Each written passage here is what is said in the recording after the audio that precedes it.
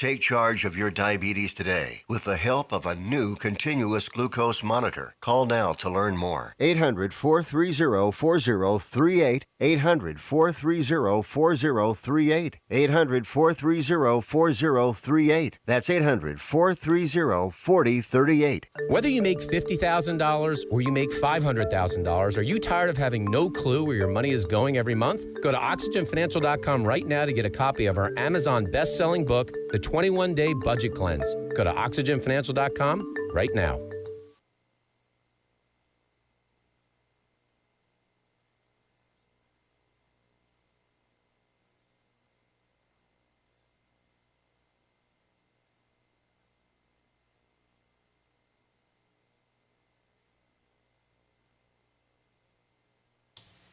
(10:10 a.m.) This is WTZA, Decatur, Atlanta. Hey, Chance, you know what time it is? It's the nostalgic pop culture Podblast time on WTZA. That is it, and welcome everyone. It's a little after 1 o'clock here in Atlanta, and we're live. And Chance and I do a Podblast every Sunday usually, and we've recorded 18 shows now? We've done 18, and we're doing our 19th tomorrow, and it's actually a podcast that we do from our home studio, and we brought it to the radio. And today's subject matter is classic game shows. We got a lot of clips, a lot of fun, but hey, you know what yesterday was? Obviously, it was Valentine's Day. It was. And you know what everybody listening out on the road needs to do? They need to stop at your local grocery store or drugstore and get that candy, which is probably 50% off while it's still on the shelf. That's right. If you're a cheapskate like me. What's my favorite candy? I used to get it all the time just for me, actually, was Whitman Samplers. That's great candy. It's got a little bit of everything in it. Remember? And I like the Necco wafers. Yeah. Or, the little conversation hearts. That's true. And they went out of business, but now Brock's is making them taste like the Necco wafers. But, I wonder how many women out there are going to have a baby and they don't even know it yet. Because last night's Valentine's Day was on a Friday night. You know what I'm saying? Well, you never know. Swing, right? No, but we're going to have a nice show. We're going to be live right now, obviously, and we're going to play a pre-recorded selection, which is the best of game shows. And we want you to call in with your favorite game show or game show memory. Hey, did you ever go to a taping of a game show? Were you ever on a game show? Let us know. The phone number is 678-996-1776. An easy way to remember our phone number. The 996 portion, I always think of the Olympics of 96. Right. Minus the one, because we're not number one yet, but we're going to be number one. Thanks to the Kimmer and Shannon Burke and Kara Stockton and Pete Davis and newsmakerline.com, Jim Gossett, our comedy genius, and Mike Brooks. The whole crew's back over here. It's great. It's so exciting. But, 678-996-1776. We're just going to be live for a few minutes here. Then we'll play the pre-recorded portion, and then we'll take your calls afterwards. Now, we recorded this show back when? It was June 22nd of 2019. And we discussed game shows. And and you'll hear on the show, actually, I was in California, and I went to one of my favorite game shows. I watched 5 tapings of this show. And we talk about it here on the program. And you have a connection to game shows also.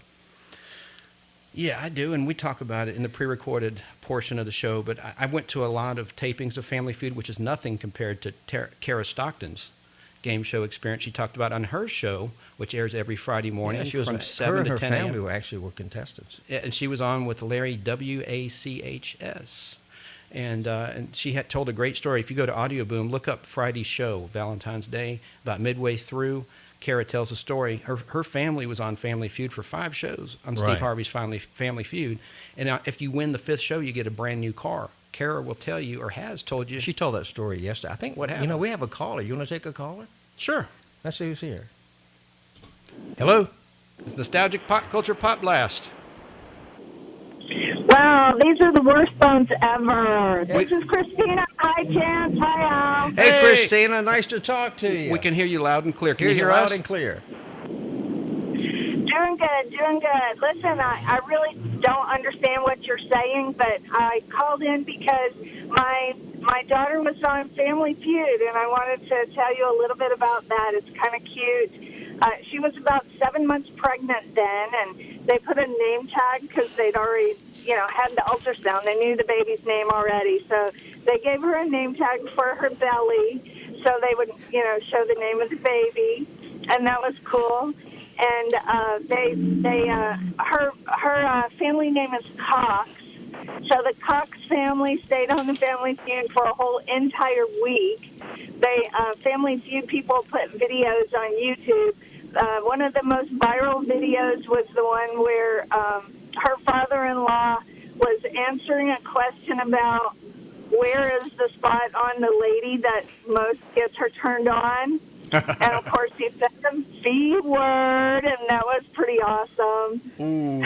What a great story. That's great. I've never been on a game show, but I love to be on one. I actually watched Christina, I assume this was in Atlanta when he was filming at the Atlanta Civic Center? I don't think she can hear us. I'm sorry, I really can't understand. He wanted to know if that was in Atlanta when Steve Harvey did the show here in Atlanta. Oh, I just took you off of Bluetooth. It's not any better. Oh. Okay, well, we'll clear the line, but thank you for calling. Thanks for calling, Christina. We're going to start our program, the one on game shows, and stay tuned, okay? Awesome. Thank you. Thank you so much. You guys are awesome. Okay. Thank you. You are too. Okay. Thanks for listening. Now, everybody grab a hot chocolate or something stronger. Let's go back in time and listen to this. It's a great little program. That's right. And we'll be back live for 45 minutes or however long you want to talk to answer your calls and to talk a little more about it. Here we go.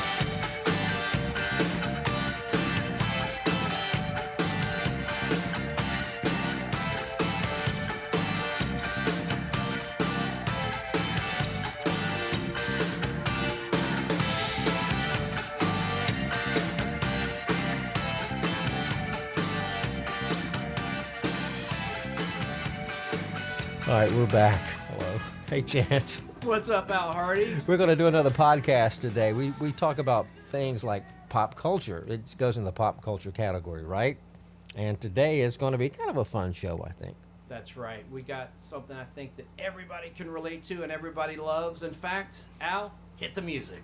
All right, we can do that. Al Hardy, come on down. You are the first contestant on the Al and Chance Pop Culture Podcast, where you'll get a chance to win absolutely nothing. Come on down. The price is right. That's right, folks. We're talking game shows That's today. right. And this is something We all like game shows. I love game shows. I friggin' love game shows. I would love to see. You have a favorite game show? I do. Or you like all of them I for what like they are? so many. In fact, I watched this retro game show channel called Buzzer, which launched 4 I do. years ago. I watched that almost to the too. day. And it's a diginet, so it's a free cable. It's actually not a cable. It's an over-the-air channel, a diginet channel. Right. But they also stream online, so even if you're not able to pick up the signal with a digital antenna, you could check it out online. But my favorite game show, geez, that's a tough question. I would have to say Password. Why Password? I love words and word games. I excel at word games. I've always liked playing Scrabble. There's just something about word games that I really like. Well, Password goes back to when Alan Ludden hosted the show. Correct, and that would be 1962 is when it started in New York City. Do you know who he was married to? Betty White. Yeah. And she never remarried after his untimely death. I think it was in 1980 or 81. He died He of was cancer. a great host. I always liked him. Oh, he had those big glasses, but I always liked Alan Ludden. Well, he was really smooth, and he was like, the grandfather of Password. And, they had a revival about 10 years ago that I enjoyed that didn't make it, $1 Million Password, hosted by Regis Philbin. And they would have celebrity contestants. Really? I don't remember that. It was on CBS. It didn't last too long, but it was really entertaining. That's why I didn't see it. Yeah. Well, I think they had it probably on a weekend night. It wasn't the best time slot in the world.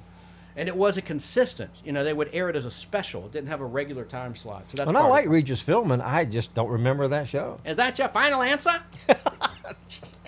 Sounds just like you. Well, we're going to discuss so much about game shows. In fact, this will be probably just one installment. There's going to be way more than the 42-minute podcast or however long we talk today. Right.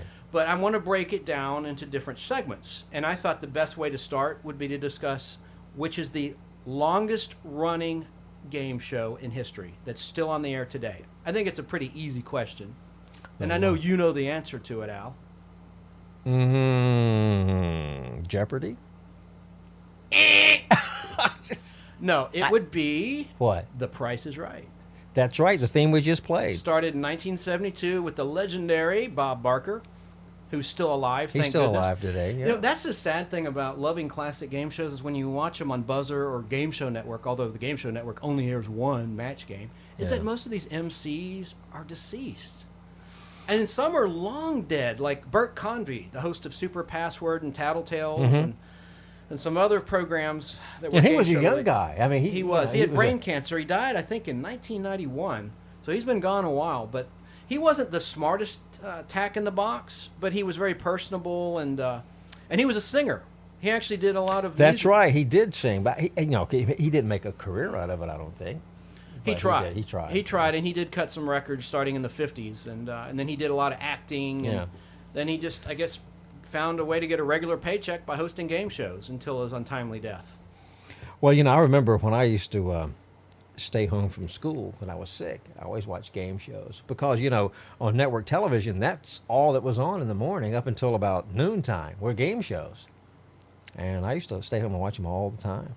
Right on, man. I skipped school to watch the damn game shows. This is in like the 1980s decade. Well, I would skip school to miss a test or something, but I like the game shows. Man, I would do. This is what my mother always said when I was sick, quote unquote sick.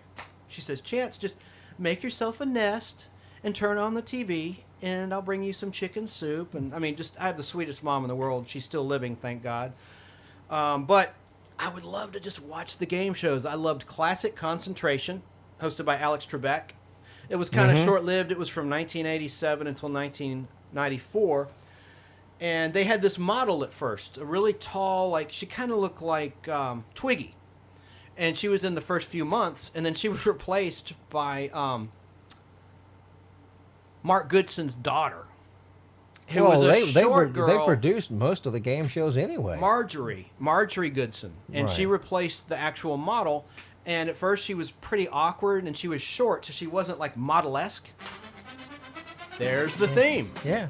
Classic Concentration. And I just love the game, where you match the two pieces, you have to remember, recall, and there's that giant puzzle.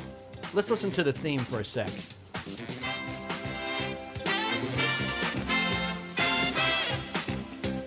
That is a good theme. You know who did that music? I do not. There was a production company called Score Productions, and they scored most of the 1980s and early 1990s game show themes, and the 1970s. They did Match Game. They did Super Password, Family Feud. And that music was actually not original to Classic Concentration. That was scored for a short-lived game show that lasted 2 years, hosted by Tom Kennedy, called Body Language. That wasn't the main theme. That was a contestant plug where they say... Do you know who hosted the first Concentration? Tell us. I don't know. Art Fleck? He became a news guy over at ABC. I know the face, but I don't know the name. His name was Hugh Downs. Hugh Downs, that's right. He wasn't he on 60 Minutes or... No, 60 Minutes was on CBS. He was on ABC. He did, he became their news guy on their nightly news for a long time. Yeah, I knew that 60 Minutes, of course, is on CBS. I just wasn't aware of that. That's pretty cool. But he also worked on the Today Show at NBC. Actually, he did. Let me kind of back up. He left Concentration and went on to NBC on the Today Show. Then he left the Today Show with ABC. Ah. Kind of like David Brinkley did. He was on NBC, then went to ABC. I vaguely remember those episodes of Concentration that Hugh Downs hosted. I had the board game based on those years. I had the board game a long time ago. And it had the little rollers for the puzzle. Yeah. Milton Bradley. Mm-hmm. But I just love that game, Classic Concentration. That's the version I grew up with Alex Trebek. I like the graphics, and that show was in limbo for years. They just started airing them last fall for the first time since the original air dates in 1987 to 1994, because it was tied up in a legal battle between NBC and the Todman Production Company. It's funny seeing Alex Trebek back then because he had that dark mustache and he had the dark hair. And, Well, he did a show, Double Dare, before that in 1976, where he had pretty much a fro. And, of course, the big tie and the lapels 70s. and all that. But it only lasted, I think, 1 year. Have you ever heard of Double Dare? No, I never saw it. All right, well, it aired on the Game Show Network about 10 years ago, and they do air it sometimes on Buzzer. But, again, this is the fourth year Buzzer's been on the air, and that's pretty much sad to say it, that's the most consistent network I watch because I've sort of tuned out of the news. I'm just burned out on it and all the politics and all the crap. Oh, same here. So I just watch game. It makes me happy. It Well, I used to watch the game show channel, but they're not as good anymore. You know, they changed ownership. You know, and they're running all this new stuff that I'm not interested in. now the cool thing about Buzzer, and it's a double-edged sword, is that they're owned by Fremantle Media, who owns the rights to all of the Goodson-Todman production game shows. So they have the access to the entire library.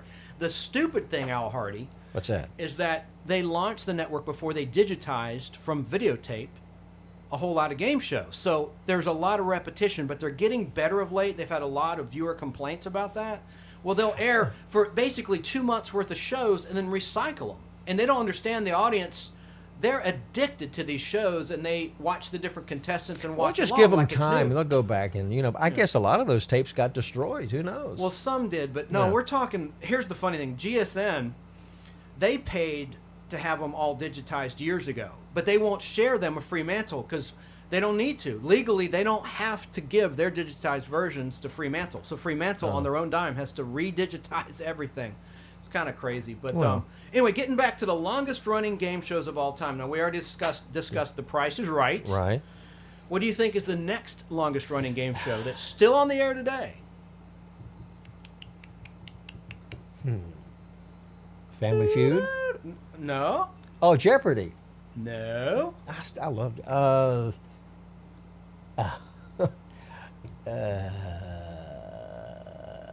5 Match seconds. Game. Nope. 5 seconds, Al. Super Password. Wheel of Fortune. Started in 1975 with Chuck Woolery hosting, with a very bland letter turner. I can't remember her name, but It wasn't very Vanna good. White. That's correct, because in 1982, that's when the end of '82 is when Pat Sajak and Vanna White took over. Due to a salary dispute with Chuck Woolery, his contract wasn't renewed. And so Pat Sajak, who was a weatherman at the time, and before that, he actually was in Vietnam. He was doing some on-air radio programming. He actually talked about being a weather guy a few times on Wheel of Fortune. Just like David Letterman. David Letterman started as a weatherman in Indiana. His famous line about, it's raining canned hams. Yeah, David Letterman needs to cut that beard he's got off. But Oh, God, he looks like a freak. He does, It's really you know. sad. He's lost his mind. But I watch Wheel of Fortune still every night. I do too. Yeah. And I tell you, I know money has a lot to do with it, but I think Vanna is aging so gracefully. I know she's probably had a little nip here and a tuck there, and she works out like crazy, but hell, I'd still do her. Just kidding. This is a family show. It's a family show. But did you know that when she got started, she's from South Carolina, Myrtle Beach, Yep. and she started on The Price is Right. And there's a YouTube video of I've seen that. Yeah. In fact, you pointed that out to me one time. she came down, Yeah. and boy, she got Bob Barker's attention. I mean, to tell you what to do. Bob Barker had an eye for the ladies. He did. Too much so. There were several lawsuits, unfortunately, placed against him for sexual harassment and the like. And a lot of that's a shakedown. You know, I mean, men are men. Give me a break. I mean, I But don't condone. I did like him. I advances. do like him because he was a big animal rights activist also. Oh, absolutely. In fact, He always said, spray and neuter your pets. and he will not allow airing of the early Price is Right episode starting in 72 till about 76 because they gave away fur coats. Really? And, yeah, and that was I think- before his stance. You know, helping animals and have your pet spayed, neutered, and all that. He would mention at the Yeah, conclusion. because of I'm a every big broadcast. animal rights guy too. I mean, Yeah. I like animals, all kinds. So do I. Not So a do big I. cat fan though. Yeah, I used to have cats. I like dogs. And speaking of dogs, your dog Sonny, a Cocker Spaniel. here somewhere. Black fur. He's right there asleep, right by my feet. Oh, okay. He's being a good boy. dog. He's He's a a good really dog. good boy. Good dog. But getting back to longest running game shows. So we talked about Wheel of Fortune. Mm-hmm. What do you think is the next longest running You're game asking, show of I all mean, time? And this is the last question I'll ask about this, and then we'll talk about the highest grossing winners of all time in game shows. All right, what do you think is the third? Give me a hint. That's Jeopardy. That's Jeopardy, the third longest running game show in history. Now, of course, you had, was it Art Fleming as the original host of Jeopardy? Yes, he was. And then they revived it in 1984, if I'm not mistaken, with Alex Trebek, and he has kept hanging on. And he's battling cancer right now. God bless him. Let's listen to the theme. Yeah, I love this. Okay. Here.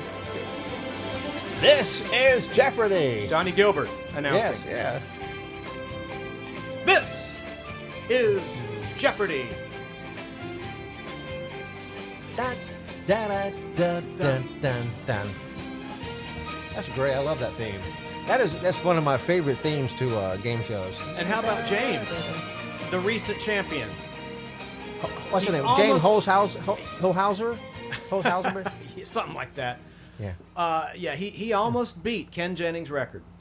I think he wanted to lose. I don't think he wanted to continue because he talked about. I saw this online. I don't know what the truth is behind it, but he said that he has a little daughter, young daughter, and she was getting tired of him not being home. And I don't know how true that is. I can't believe a guy would want to give up winning all that money. If he really fell on the sword and quit intentionally and just had a low wager in that final game to intentionally lose, Yeah.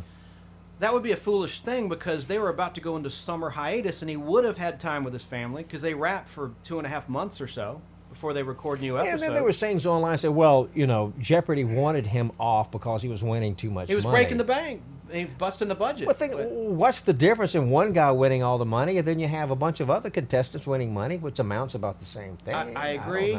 As you know, I have a background in marketing and advertising sales, and when the ratings go up, the ad rates go up. So one hand washes the other. The ratings spiked during his run to see if he would beat the Ken Jennings record. And he was fun to watch. He had a goofy smile. I know you and I disagree on that, but seems like a solid guy, and he gave a lot of money to charity, and he gave some bucks to cancer research. The cancer research, since of Alex Trebek had and the Alex, cancer. God bless him. He's in remission. He's in remission so now. continued prayers for Alex Trebek. He's a But class no, act. Jeopardy is a great show. I'm not smart enough to be on Jeopardy. I wouldn't dare get up there and try to do it. But I admire the people that can get up there and do it. Now you have some people up there that don't win jack. I guess they tried out and they got on the show, but then they didn't do so well. It's hard to get on those shows. One of my friend's wives Well, they has have auditioned 3 times to go on Jeopardy, and she's not made the cut Well, yet. they have a bus that travels around the country. It's in different cities, and they audition people. That's how that works. I think they're doing it this summer. Same with Wheel of Fortune. They have a Wheel of Fortune bus. Yeah, they go around and they, get people to audition and see if they qualify. Now, who started and created Jeopardy and Wheel of Fortune? Merv Griffin. That's right. Another lost legend. You know how he came up with that idea? It was actually his wife. They were traveling. I read this somewhere. I can't remember where, but they were traveling, and his wife says, "Why don't you create a game show where you give the answer, and they have to come up with the question?" So And he it's a said, nice "That's a great idea." It's a little spin, a little reversal. It's just that's a great idea, and Merv Griffin, just relatives have to be very wealthy right now. You were talking about earnings and winnings, and if I had my way, I would go on a game show before I'd go on Survivor. And the reason I say that is... I wouldn't go on a show like that. Survivor, they starve and put the contestants through hell just for a shot at $1 million, which, by the way, I think they should have increased. I mean, I think it started in the year 1999 or maybe 2000, but the winnings have always been $1 million, and after taxes, I think if it's in California, half of that would be taxed. And you can, if you're smart enough and lucky enough, you should go on a damn game show. I mean, and try. And I love the new game shows ABC has brought back for the summertime. This is summer 2019 as we record this podcast at the end of June. Right. And ABC has brought back Press Your Luck, hosted by Elizabeth Banks. I think she's doing a really good job. I'm not crazy about her politics on her Twitter page, but I think her energy level is perfect for the revival. Of course, the original host of Press Your Luck is dead. Peter, he died in a plane crash. Him and his wife were killed, I believe. Weren't they? Yeah. In a plane crash. Went the way of John Kennedy Jr. there. I like Press Your Luck. Or John Denver. God. I love the whammies, Listen to this. Big bucks, please. Stop! No, Whammy, stay away, please. This is for my sweetie. Stop! Stop.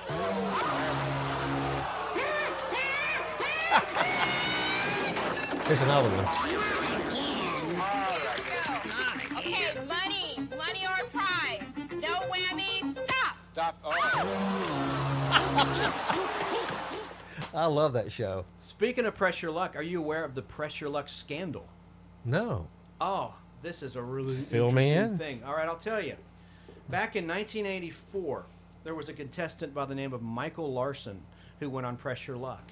And this really was not a scandal, but the network was freaking out because he was setting a winnings record, breaking their budget, and they thought he was cheating, but he wasn't cheating. What he did was perfectly legal. He basically videotaped episodes of Press Your Luck and memorized the pattern. And there was a definite pattern he'd memorized, so he knew when to avoid the whammy. In other words, he would watch the screen. He would watch the screen, correct. And that's perfectly legal. So what wound up happening is his episodes aired, and Did he win a lot? he won a lot for back then, the equivalent of over $200,000. Wow.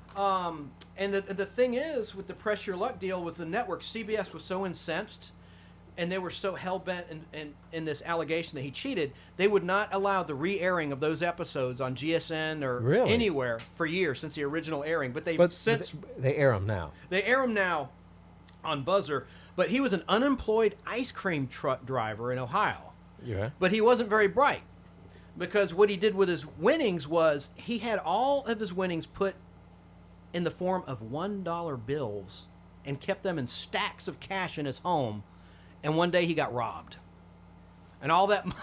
And he told everybody, keep that "Hey, kind of look money at me at on home." Press Your Luck. Why do you send me on Press Your Luck?" But if you go to YouTube, look up Michael Larson Press Your Luck. It's really funny because the host is all amazed at how well he's doing, and you can watch him watching the board, and it's really funny. And they actually did a documentary called Scandal, the Press Your Luck Scandal. No, it was called, what the hell was it called? The Press Your Luck Scandal. Anyway, it was. What was the biggest scandal was, wasn't it the $64,000 question? Yeah, and one of my favorite little actors, Patty Duke, got involved in that, and she actually testified before a committee, and that's why they are so strict on the rules on game shows to this day.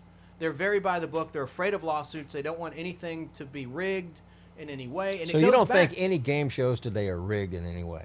Absolutely not. There's too much oversight. There's no way. Because, I figured this out. I mean, somebody told me, but I think you did. Like on Wheel of Fortune, when Pat St. Jack would spin the final, he never landed on bankrupt. Never. Well, it's because they edited it out. Yeah. But now I've gone back to YouTube and seen where it actually aired sometimes. Yeah, it was before. Yeah, time was so crucial, and they could leave it in. Yeah. And sometimes it's funny when it hits the bankrupt. I think Pat Sajak has a good sense of humor, and is, he's a good guy. And I would love to go on that show. I auditioned with my friend Jeff Logan not too long ago, and he did really well. And we actually played the game. And what you don't see is there's a leaderboard. There's a board of letters, so you can see what's been called. So it's really funny when you watch Wheel of Fortune, someone calls the same letter. It's really stupid because they obviously didn't look up at the board to see what letters have already been called. I mean, it's right there, and you don't see that because it's off camera. Well, sometimes I watch the show and it's obvious what it is, but they'll call for a letter that it's not in it at all. I know. That's got to be nerves or something. That's just like I was watching the other night, and I forget what it was. She wanted the letter B, but it was obvious in the phrase. There was no B in that phrase. Yeah. I don't understand that.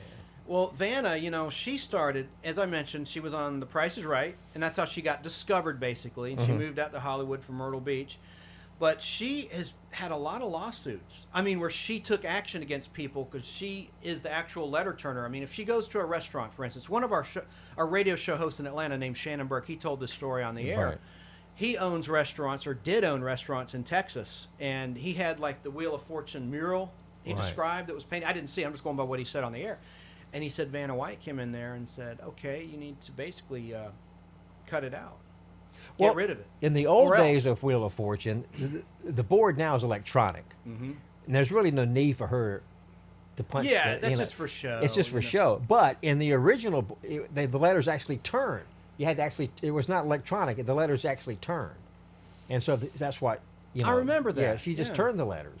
And they also had a cool feature. My sister loved this. She talks about it often, actually, or over the years, not all the time. But they had this little shopping segment or a shopping room where the winner could go in and buy all sorts of great items. There could be a TV, a VCR, a car. Really? Yeah, and it was the shopper round. I forget what it was called. I think it was called the shopper round or shopping round. Right. And it was kind of like Sale of the Century in that it just had this cool room, and they could just choose whatever they wanted with their earnings and buy whatever prizes they wanted. And they stopped doing that. But Hey, I want to talk about the highest earning winners in game show history. Could you cue up the tic-tac-toe theme for me, please, Al? I guess I could probably do that. Let's try By the this. way,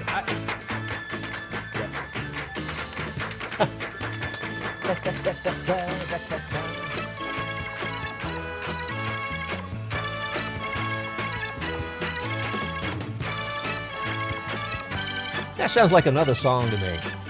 that's one of my favorite themes. It's very catchy. And then it goes into the clapping. Yeah. But why do you like that show? I was never a big fan of that. I like that, and I like Joker's Wild. And those shows are very rare these days. Tic-Tac-Toe has not aired on GSN since, I think, 2008 or Who 2009. hosted that show? Wink Martindale. Yes, but there was somebody after Wink. I know Wink, by the way. There was, and I can't recall his name, and he sucked. Yeah, Wink Martindale was great. Yeah, Wink Martindale, and he's They still... actually were going to do a remake of that with Wink Martindale, but I don't think it worked out. Right, and Yeah. Wink is still alive. Yeah, I know Wink. But the reason I mentioned Tic-Tac-Toe and asked you to cue up that music is because there was a record set in 1980 that stood, I should say, for a really long time until 2004. And this contestant was Tom McKee in 1980. And he was a naval officer, a naval commander in the U.S. Navy. And he set a record. I have these on videotape. I recorded them off GSN back in 2008. That was the first time they'd aired since, I think, 1980 or so, or maybe 2000. But it hadn't aired in some time. Right. So that record stood. He earned $312,000. $312,700, which by today's standards would probably be close to $1 million. Right, that was a lot I of don't money know for back then. sure. I'm just guesstimating, but because of inflation. Then Ken Jennings came along and beat that record in 2004 when he earned over $3 million altogether. $3,522,000. I saw a promo with Ken 74 Jennings. consecutive He's games. hosting some other show now on Game Buzz. Show Network. He is, and on Game Show Network. Yeah. I don't know if it'd be any good. That's the thing about the Game Show Network, or GSN. Now they're calling it Game Show Network. The original name of the network is that they produce a lot of original programming that, in my opinion, is not very good. Well, at And least that's they all- tried to keep the game show alive. The show's alive by having these new shows. Agreed, but they're just not very good shows. No, At least not they're in not. my opinion. And they need to air more classics. I'm glad that they're airing Match Game, but they were airing Pyramid with Dick Clark, and they stopped that. I like that show growing up. I like that. I liked that. $100,000 Pyramid. That was good. And John Davidson hosted that for a while in the early 90s, the syndicated version of Pyramid. Yeah, John Davidson, I used to love him on Hollywood Squares. Speaking of Hollywood Squares, Al, a little birdie told me that back in the day, you actually attended a taping of I several did. episodes of the Hollywood Squares. I'd like to shut up and hear about that. Well, no, I was in California. This has been years ago, back when Hollywood Squares was, NBC. But they do 5 shows in one setting in a week's worth. So me and my friend watched a week's worth of shows. And what they do, this was in the summertime when I was in California, but they take a break for like 15, 20 minutes. They go change clothes. And while they're changing clothes, you have a guy that kind of warms up the audience and talks to them and tells jokes and that sort of thing. And then they come back and they start, the next show. And they have the applause signs and all this other stuff. And you actually, when they take a break, or when I was there, you actually see the commercials that run. They have monitors there, and then they actually take a break and they dim the lights down on the set, and then it comes back up. Just like, they don't stop it for the commercials. It runs the whole gamut. And don't they take a dinner break? Yes, they do. Do you recall at what point they did that? Was it midway or before the 4th and 5th show? Do you remember? No, they did 3 shows and then took a long break. Very cool. Very cool. But, and then they had a guy come out and entertain us in the audience while that was going on. But Hollywood Squares is probably my favorite game show, And that also is tied up in legal mumbo jumbo. You can see some episodes on YouTube. But Paul Lynde, oh my God, the center square. Was he a trip or what? Big drinker, really funny guy. During the 18th century, it was common for a bride to sell something at her wedding reception to help pay for the cost of the wedding. What did she sell?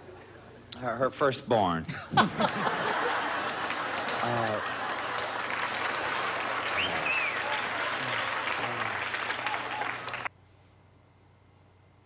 When a man falls out of your boat and into the water, you should yell, "Man overboard!" Now, what should you yell if a woman falls overboard? Full speed ahead.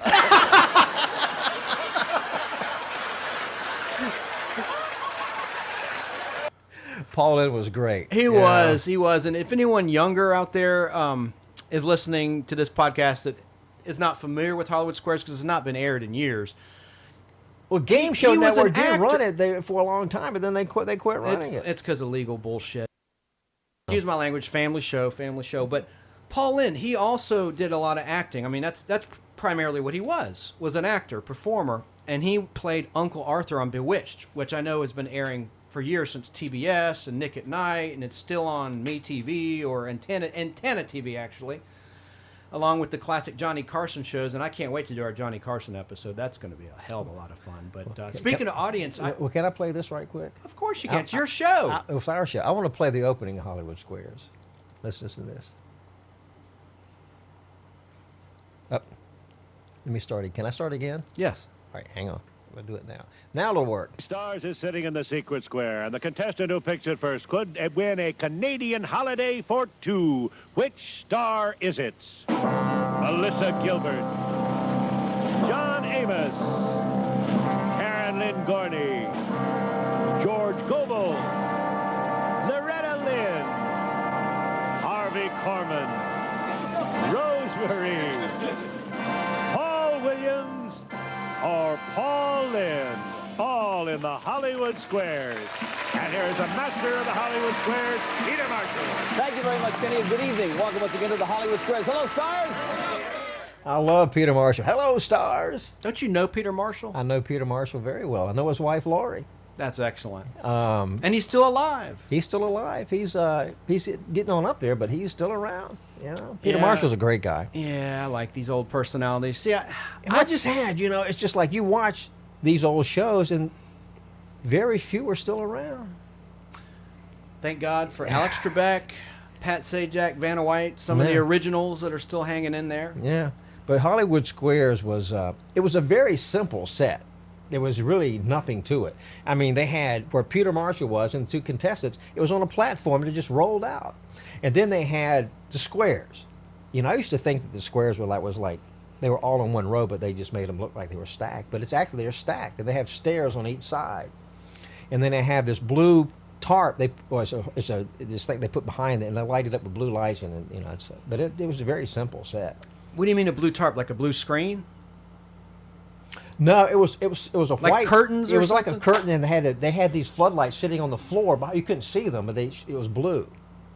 That was the same studio they filmed Carson in. So what they did, they just in Burbank, right? Right, in Burbank, at NBC. Burbank, California. Mm-hmm. It was a great experience. When I was out there, I said I've got to go watch the Hollywood Squares. So we got tickets and saw it. It was excellent. It was a lot of fun.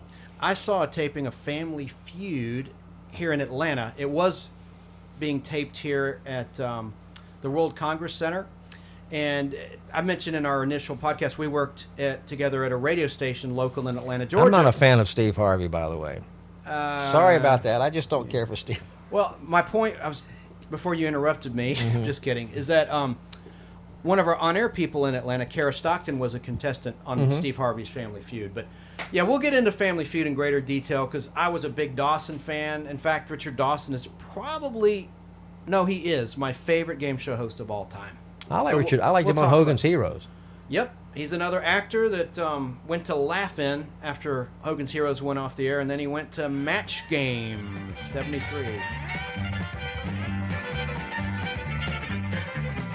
Name it's that time tune. for the Family Feud. Introducing the Hardy family. Al, Chance. Yeah, I like that. Yeah, I like Family Feud. He was good. And the survey says. Survey said you're a schmuck. Great show, and it's the kind of game show that it still lasts, even though Steve Harvey hosts it now. But it still lasts. I mean, it's still going. Oh my God, they've had so many hosts. They've had John O'Hurley, is it, from Seinfeld? Right. He did it. Louis Anderson. He was okay. He was all right. And then, of course, the first replacement of Richard Dawson, the little guy. What was that guy's name? Ray Combs. Okay. And he had, it's really tragic. He hung himself really? in an institution. Yeah, The story is he made some really bad investments in some comedy clubs in Ohio where he's from with his Family Feud money. Right. And he had a lot of kids. I think he had like 6 or 7 kids. I don't know if he was Mormon or Catholic or what, but the man had a ton of children. So I just feel like it's just so He was cowardly, Catholic. so cowardly to take your own life when you have all those dependents, you know? I mean, there's always going to be hope, you know, and there's always going to be a brighter day around the corner. I mean, don't do that. So I don't know. I can't watch the Ray Combs shows because I just feel like the man really, you know, he abandoned his family and took they the air those? cheap way out. They do. They're on okay. Buzzer. They have not aired on GSN in some time, but at 8 a.m. to 9 a.m., 2 episodes air back-to-back Monday through Friday on the Buzzer network. Well, let's talk about one of my other favorite game shows. I like Hollywood Squares, but I guess this was my second favorite game show. You know what it is? Match Game. Keep the music going. I love this thing.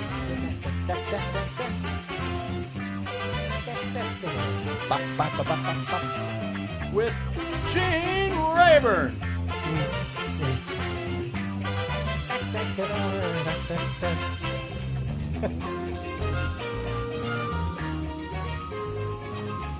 I love that show. And I loved Gene Rayburn. He loved that microphone. It was about 2 yards long, you know. Yeah. But, you know, I saw a show the other day where his mic was smaller. I guess the one he normally was out broken or whatever it was, you know, and he complained about it. No, it was stolen.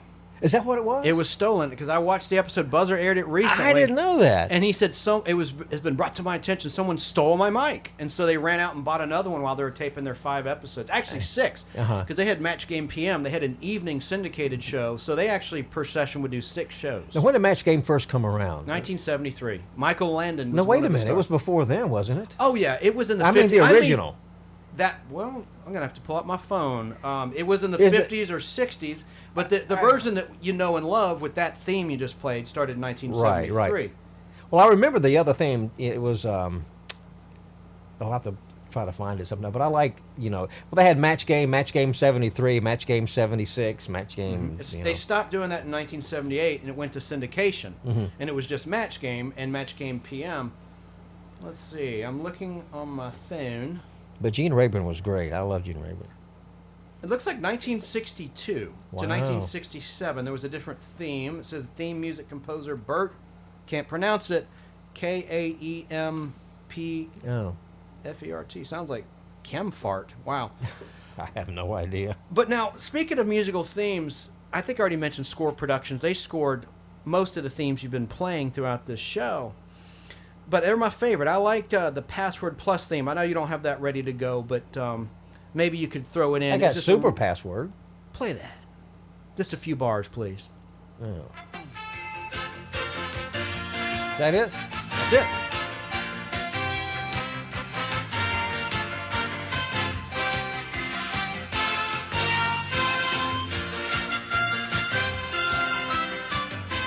I like this flute. I like that flute. Oh, yeah. Anyway, it just puts me in a good mood, that instrumental music. Well, getting back to Match Game a minute, before we go, it's you know, all the people on that show are gone, except for Betty White. Betty White. She's going to live forever. She's damn near 100, God bless her. Yeah. I love her. You know, but I always Fanny liked it. Flagg's still alive. Well, she's there. She was a regular. Richard Dawson passed away a few years. Now, Richard Dawson, that's a good segue into my favorite host. And, you know, everyone called him during his Family Feud days the Kissing Bandit. That's true. Because he would kiss. Basically, these days, you couldn't if he do did that, the Me Too movement would be all over you. My God, you'd be done. You know, I'm kind of glad that I grew up in a time where none of that really mattered.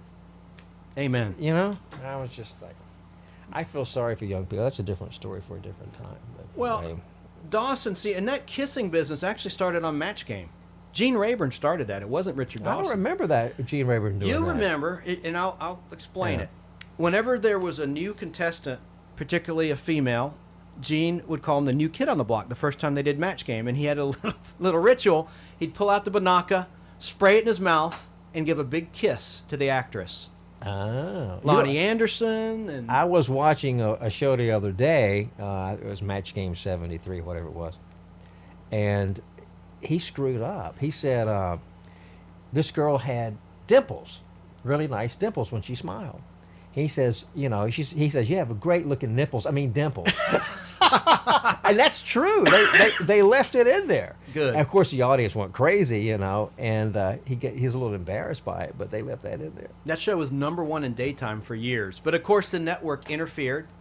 It was on after school, like at 4 o'clock in the afternoon on the East. And then the network changed the time slot unexpectedly, I think, in 1977, and the ratings dipped. I didn't know the game shows aired after 4. Usually they were 4 over. o'clock. Oh. No, that one. And, of course, Price is Right's been pretty consistent at noon. Now, another long-running show that I like was Let's Make a Deal with Monty Hall. I know that's not one of your favorites, but I like the 1980s revival, and my sister did too. She preferred that. It was just more energetic. It had a better musical theme. Right.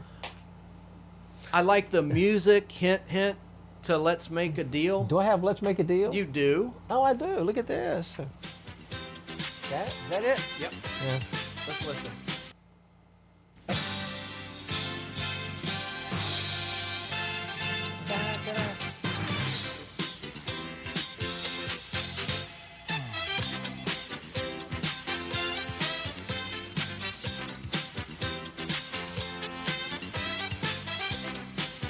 Yeah, music's okay. I like it. It's I all like right. 80s music. It sounds like Michael Jackson's band or something, but Oh, I couldn't stand Michael. Never mind. We won't go there. you didn't like Thriller? Oh, man. It was okay. So, All right. so Bonnie Hall just passed away recently. He was Canadian in descent. His daughter was an actor. She did a show that I liked, but it bombed. It was called Hello, Larry with McLean Stevenson. It was a spinoff. I remember of that Different show. It wasn't Lasted very a couple- good. Lasted a couple years. It was about Yeah. radio. He was a Yeah. radio host in Portland, I remember Oregon. that show. But Joanna Gleason was one of the stars in the main cast of that show. That's really the only thing she ever did. She was, let's face it, she was her daddy's daughter in the looks department. She just wasn't very attractive. But anyway, I remember Hello, Larry. McLean Stevenson, my God. I'm all over the place, but for that guy to quit MASH, you know, MASH, God, based on the movie, of course, lasted so many seasons. And I think after he the third left, season, when- on his own volition, he said, kill me off. I'm tired of this. Well, when he left, he didn't do anything. And he did do a bunch of shows that all tanked, including Hello Larry was the most successful, believe it or not, because it lasted 2 seasons. The rest of his shows lasted maybe a season or less. He And had MASH rotten luck. lasted how many seasons? It was Oh my on God, forever. until 1983. And it's still in reruns on all the cable channels. I want to say 11 seasons, yeah. And it's just so beloved. They had that great finale. You know, what an ensemble cast. I didn't know but that you were a MASH fan. I'm really not, but I appreciate and respect it because it's historically known. Do you know who did It's- the music it's for well MASH? written and You know who did the music for MASH? Johnny Mandel. wow, very cool, man. Suicide is painless. Now, I want to talk a little bit more about Family Feud. Some fun facts are kind of well known, but did you know that Richard Dawson actually married a contestant that had been on Family Feud? I didn't know that. Her name's Gretchen Johnson, and they produced a child in the early 1990s. I mean, he was a really old daddy to start all over again because he already had 2 sons from a previous marriage. And Richard Dawson, actually, that's not his real name. His real name's Colin, and he's British, and he was a boxer I didn't know that. before he went into acting. You know, he's in an Outer I knew he was British. I didn't know he was a boxer. though. Yep. Yeah. If you look at his hands and watch Match Game, he has really like big hands. Like when he makes a fist, you can tell that's a fighter. I heard he Look was at his hands. Heard he was a heavy smoker too. But he wasn't a heavy drinker. He detested alcohol. Supposedly, he was a sex addict, kind of like his buddy Bob Crane Yeah. on Hogan's Heroes, his co-star.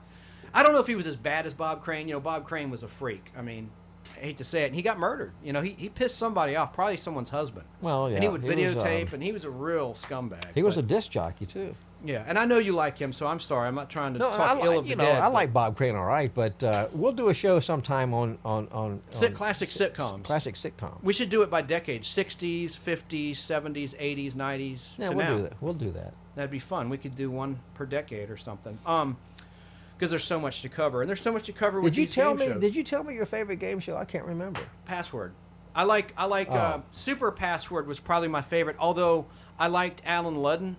Did But I play, you know, did I play that theme for yeah, you? you played Okay. Super Password, but Okay. I really like Tom Kennedy, who took over when Alan Ludden passed away.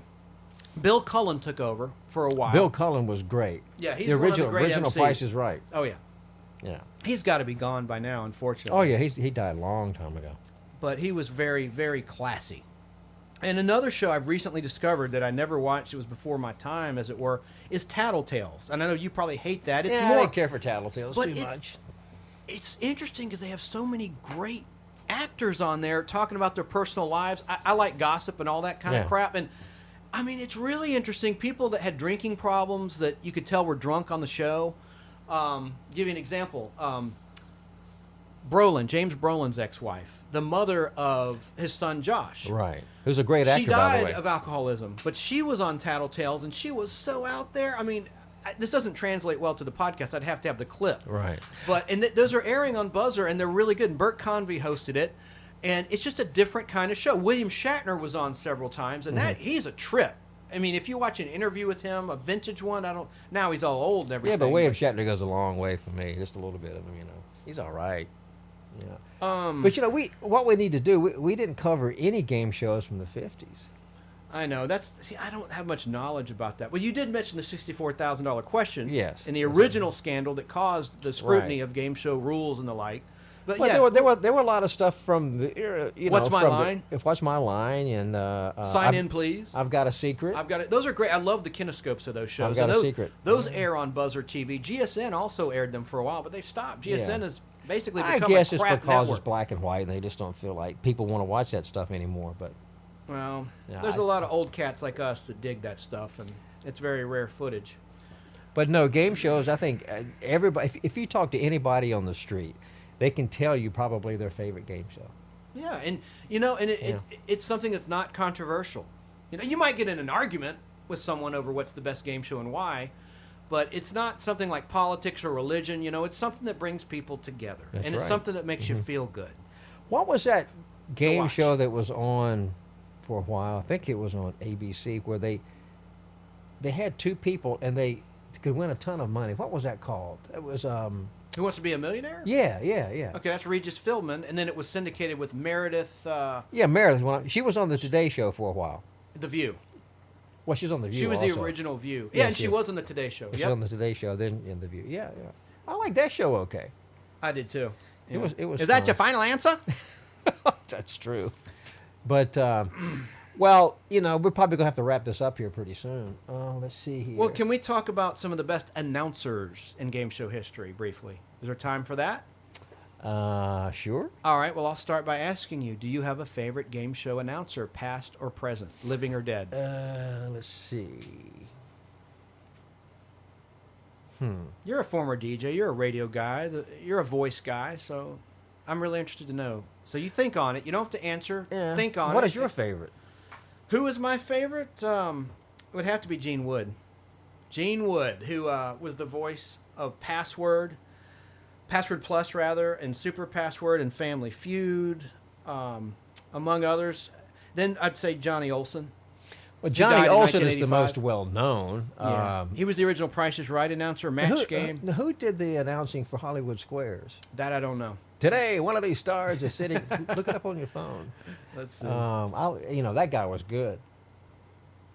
He was so smooth and clean, and well, I don't know. One of the longest, I guess, working announcers is Johnny Gilbert. He's still doing Jeopardy. Wheel of Fortune's had different announcers. Yeah, They've not retained the original, but and Price is Right is had different because unfortunately their announcers died. I mean, Johnny Olson and then Rod Roddy. He passed away.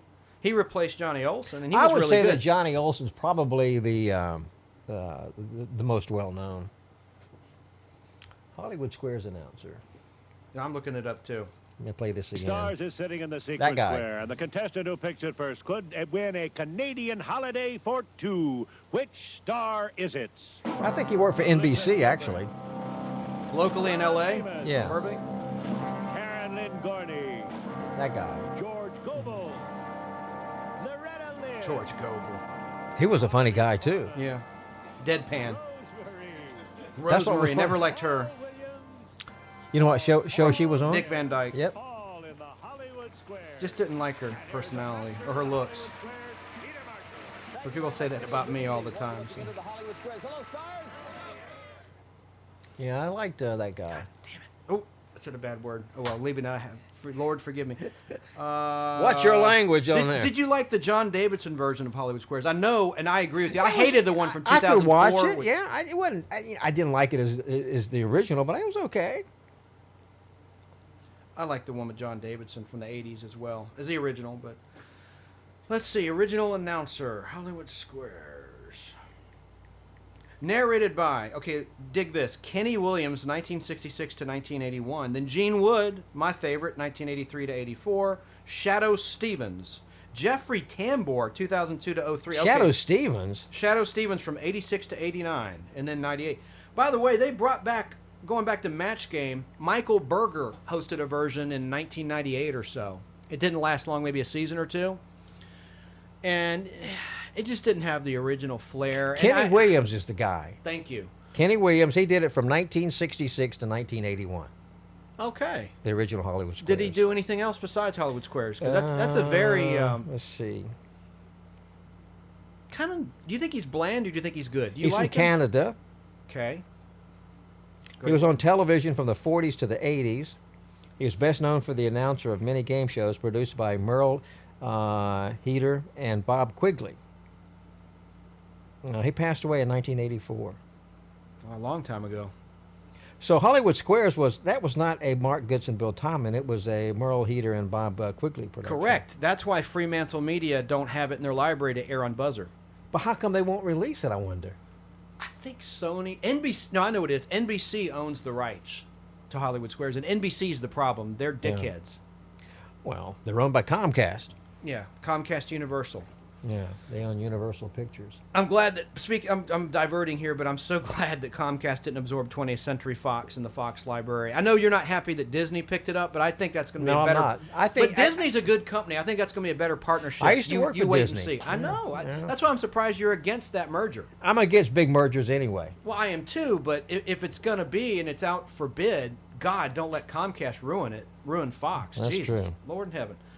So, Johnny Gilbert's still around announcing Jeopardy, and he did Supermarket Sweep, a game show I could not stand.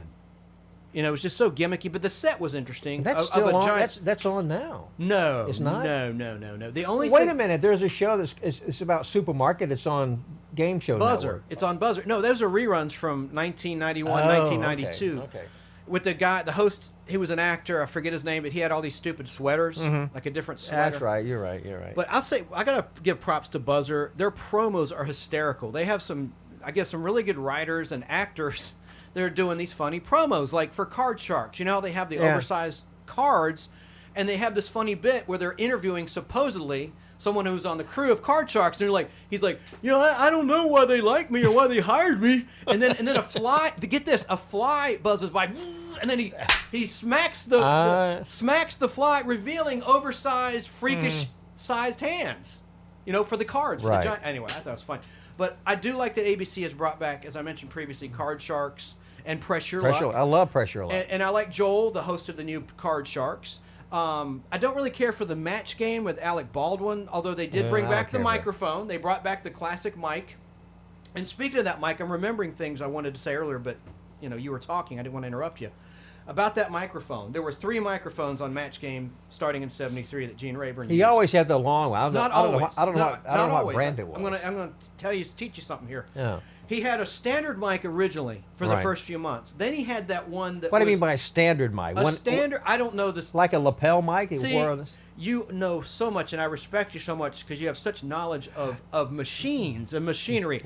I don't know what kind of... I mean, it was a standard mic, like a handheld microphone, very nondescript. I don't know the model number. But then he had like the elongated one, not quite as long as the classic Gene Rayburn you're talking about. Right. It was a shorter one that he used, and then he got to the classic longer one that was brought back for the Alec Baldwin revival of Match Game. And I just, speaking of the Alec Baldwin version, Alec Baldwin's a talented guy. I don't like they inject politics into it. I don't like some of the quote-unquote celebrities they've had on the show. Like, there's so many overrated comedians these days, like Amy Schumer. She's not funny to me. She's anyway. not. She's gross. Kathy Griffin, not funny, in my opinion. I mean, she had some pretty good lines. I will give her some credit when she was with Anderson Cooper on New Year's Eve on CNN before she got fired by CNN for posting. Anyway, we won't get into that. I found something that's interesting. What's that? All right, do you know? Speaking of Match Game, you know it debuted June 24th, 1962. Do you know what the first theme song was? No, tell me. A Swingin' Safari by Burt Kaempfert. I don't know that song. Maybe I would have. I heard it, I'll but have it's to not find ringing that any for you. bells. Yeah, that was the first one. And the microphone that he used, the long one, it's a Sony ECM 51 electric condenser telescopic microphone. That's awesome. Yeah. It's amazing what you can find on your phone. It is. And you're listening to the Al and Chance Pop Culture Podcast. I'm Chance Bartels. Al Hardy is my co-host. We're in his home Wait studio. a minute. You know, what I'm going to do here while we're doing the show, I'm going to find that Swingin' Safari. Good. We can do that. Hang on a second. This is a great song. You know, Richard Dawson, my favorite host. I just thought he had the best personality. I loved that he had fun. He loved women. He loved life. He loved children. He was a lover, not a fighter, even though he was a former boxer. His birthday is November 20th. I remember that because my birthday is November 21st. Big whoop. But Colin, that's his real name. Richard Dawson's a stage name. But, you know, these personalities, you'll never see personalities like this again. But no.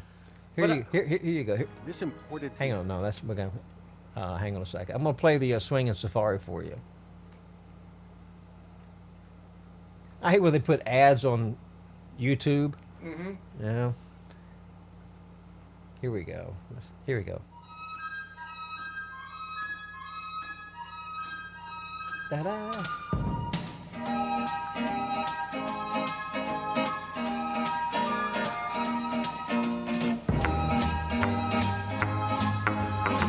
Isn't that great?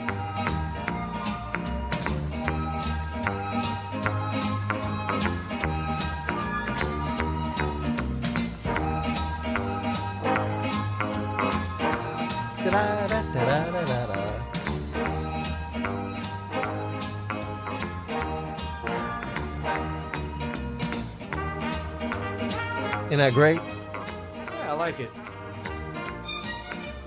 Well, we need to say goodbye. Not yet. I don't want to say goodbye just yet. Yeah. I want you to pull something else up real quick. What's that? I sent it to you in an email, the Sale of the Century theme.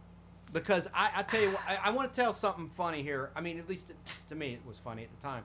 I'd gotten the flu, and I was prescribed cough syrup with codeine. And I had the most fun listening to this theme on a loop, high on cough syrup. I swear. It's not the on-air version. It's the 1986 to 88, I think, was the title, but it's in your email. I want to just play a little bit of that. We got to go. Come on, buddy. We've gone. You know, we've gone almost an hour here. All right. Well, we're going to do another show on game shows too. Yeah, we need to say goodbye. Actually. Well, no, please play this. I beg of you, sir. Just play it. You can cut if you want to, or do you want to just keep rolling? No, we can roll here. All right. I just, you know. Sale of the Century. That was a cool game show hosted by Jim Perry, the original host of Card Sharks. I like the Bob Eubanks version of Card Sharks myself. It started in late '85. I like Bob Eubanks. Me too. And he was the parade, or what is it? The Rose Bowl parade in California, in Pasadena, for years and years and years. He just retired from doing that. He's still around. He is. He's doing some commercials on TV. Let's see here. My experience while you're looking that up, being, you know, as a viewer of game shows in the studio, as I mentioned earlier, Family Feud was recorded here and for a while, for several years in Georgia, hosted by Steve Harvey. And the funny thing is, in downtown Atlanta, there's a huge population of African Americans. Now, what song did you want to hear? Sale of the Century. So the production company actually struggled to have Caucasians and Asian people in the audience because they like to have a cross-section of people. And so this is a big secret, okay? I don't think I signed a non-disclosure, but I was paid $100 cash to sit there and watch the taping of Family Feud episodes. And I talked with Steve Harvey quite a bit, and I really turned on the energy. I'm a hyperspasm. They put me in the front row, and I'd be hopping up and down in my seat, and this is not the version I want. That's what you sent me? No, there's another one in there. Keep looking. There's 2 Sale of the Centuries. There's another one, but I appreciate it. Let me just continue with my story. So I'm bouncing on my seat like a spaz, and Steve Harvey notices, and he would comment during the commercial break every time I'd be in the studio. He'd go, "Everybody see that guy? That's Chance. Look at him bounce up and down. His whole ass is coming off the seat." You don't need to scream. Let's see here. And he had an entourage, Steve Harvey. These guys holding bottled water for him, and I'm not a big Steve Harvey fan, like I said. I don't care for him too much. this is it.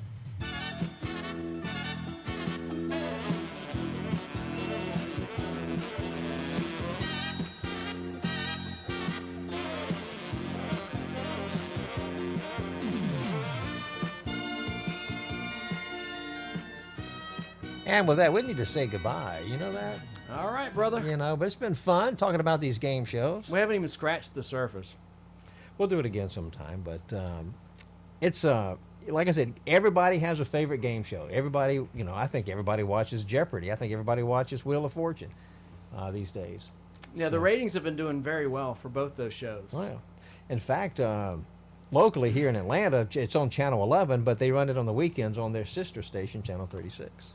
WATL. Yes, they do that. And, you know, Pat Sajak is really funny, and he jokes about the music. And when he does the final spin, there's specific music that plays during that final spin round. Right. And it drives Pat Sajak nuts. And he just doesn't like it. He just thinks it's bad music. To me, if you know the music I'm talking about, and don't worry about looking it up and all that, it sounds like a Gary Wright song from 1976. Like, you know, "My love is alive." It sounds like that was a great music. song. I like Gary Wright, and I like that tune. But it sounds like that a little bit. If you listen to the final spin music and you know the song, is it "My Love is Alive"? Yes. "My Love is Alive," Gary Wright. It sounds just like that instrumental music in the background of that All right. song. Say goodbye. All right. We got to go. Cue up the power station, Harvest for the World. All right. We'll catch you next time. All right, this is Chance Bartels and Al Hardy signing off.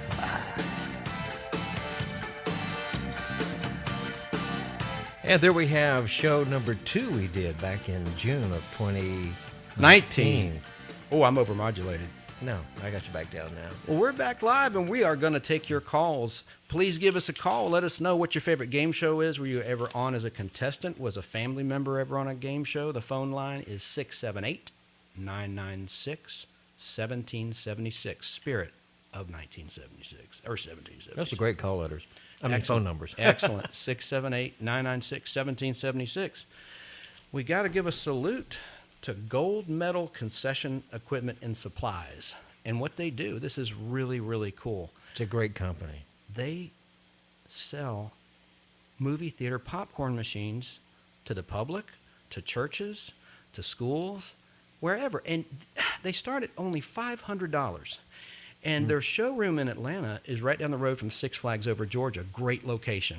And I was there the other day buying some popcorn because Al Hardy, tell our audience the story. And we'll get back to game shows, but tell the story about how you got your own home popcorn machine in your home theater. Well, you know, popcorn is America's #1 snack. Everybody likes popcorn. I don't know of anybody that doesn't like popcorn. And so my first job I had when I turned 16, I'm going way back, was an usher in a theater in my hometown because I wanted to go watch free movies. I love movies. And so, of course, when I got a job in a theater, you're always snacking on popcorn. I've always liked popcorn. And so since I have a little home theater at home, I wanted a real popcorn machine. Now you can buy store-bought popcorn. It's fine, you know. I don't like microwave popcorn, but oh no. But I just like popcorn, and so I was at a local cinema visiting a friend of mine that I used to work with over at Channel 17, Bill Tush, and he works over at the Sandy Springs Cinema and Tap House. Yes, he does. A great theater. And best seats in town. And what they did, they remodeled that theater. It used to be owned by General Cinema a long time ago, and then George LaFont bought it, and then it became what it is today. And And they've spent millions. And fixing restoring the theater up. And so they were installing a new popcorn machine. Chance and I happened to be there. We popped in there on a Friday. On our lunch break On from our the lunch radio break station. from Cumulus. But anyway, so they were installing this new popcorn machine. And so there was a guy there from Gold Medal, and they had this little popcorn machine sitting on the counter while they installed the big one. And I started talking to him, he said, well, we sell these, and so he went out to the car and got a catalog. And he gave me a sample of the popcorn, and so I picked out the unit I wanted and, of course, bought it. And they delivered it. They brought it on a truck. And I have it set up in my basement. And when I watch movies and stuff, I like to pop popcorn. And Chance comes over, and with this bucket right here, it's the biggest popcorn bucket but Chance is ever made. Chance is a pig. I mean, I pop popcorn, and he eats it all up. I eat maybe just a little bit of it. And so Chance was very kind. I have an account at Gold Medal, and so he said, well, since I eat all your popcorn, I'm going to buy you a case of popcorn. So he was very And I was kind. out there canvassing to get advertisers for this station. Right. And so, I'm not going to steal Kimmer's thunder, but WTZA. Right. And so anyway, that's the story of my popcorn machine. And I love the pop. I like cleaning the popcorn machine. I just enjoy doing it. I think it smells great. And it's got a little tray for the unpopped kernels. You pull it out, easy cleaning. It's the kind of popcorn machine that you find at a movie theater. It's just a smaller version. It's what they call I have a 4-ounce kettle machine. And listen, Gold Medal is going to have a big sale coming up. It's their factory super sale, March 4th and 5th. And you can come at 8145 Troon Circle Southwest, Suite D in Austell, right down the road from Six Flags over Georgia, and check out what they've got. We're going to go. And I took photos. They have also snow cone makers. Pretzel machines. They have cotton candy machines. They have everything to do with fun food. And a beautiful showroom. I don't think people know that you can get a real home theater popcorn system in your home. Look, people spend millions of dollars building a home theater system from great companies like Georgia Home Theater, who we like. Yeah. But no one really knows that for starting at $500, you can get real popcorn, and it makes your whole house smell like a movie theater. Well, I have mine in my basement, but it smells up the whole basement. Actually, you can smell it upstairs, too. And I mean, there's some theaters in town. I might get in trouble for saying this. Nothing profane. Well, we won't mention theaters, but some theaters have better popcorn than others. Well, I've got to say, the Regal, I love Regal Cinema. I'm talking the positive side here. The Regal at Town Center Mall has awesome popcorn. I think better than AMC's, in my opinion. Not as good as my popcorn. No, your popcorn is the best. But I've learned how to make popcorn. I mean, because you have to. They use a process called flavor call that makes it taste. Some of they sell at theaters. I bought some, but it adds the right amount of salt, and it doesn't overdo it. That's the ancient Chinese secret. That's right. That's what gives it the flavoring. Right. But and I love Georgia Theater Company. My friend Jeff Logan and his wife Deb and I go to see the latest Marvel movies. We'll probably see the new James Bond together. But at Merchants Walk in East Cobb, great popcorn there. But Sandy Springs Tap House, best popcorn as well. That's on my great popcorn list. Sandy Springs Tap House Cinema. We could talk about that on a Podblast sometime. We will, and I don't mean to divert from our topic of game shows. We still got a lot to say, but I've got to shout out one that's not so great. I got to complain. The Regal at Atlantic Station, it's always burned, and it's like you get the bottom of the bag crumbs at the top of the popcorn. Every time I've been there, I've not had a good experience. I don't know why. Well, you know how to solve that, don't you? Yeah, they need to Just get don't gold buy any medal over popcorn it. They next need time to you get. go. They Just need gold medal out there to train them. I remember the day when I was a kid. The movie theaters were downtown. They didn't have the multi-cinemas that they have today, the 10 and 12 screens. But we would go across the street to Woolworth and buy a big bag of popcorn for 10 cents and take it into the theater, and they didn't say anything. Is that right? Now, today, you can't do that. You say no outside food or drink when you come. Oh, it's funny. We were at the movies for a screening, and remember you could hear like a bottle rolling, like someone snuck in a beer bottle or something. I was at a movie one time, and somebody bottle. opened up a box of Skittles, and they just went rolling right down the... Oh, brother. But now theaters don't have concrete floors. They're carpet in their stadium seating and stuff like that. So, yeah, when I went there to Gold Medal, I met Shelby Wyndham, and I met Daly McCaffey. And He's the branch manager, and just really good people. I was really impressed with the operation. Please check them out March 4th and 5th at their showroom near Six Flags over Georgia and see what they have to offer. I mean, if you're going to spend money making a home theater and remodeling, get the right popcorn. And there are all sorts of different models. Countertops, they're small, there's big, there's some that's on wheels. It's really cool. They have all kinds of.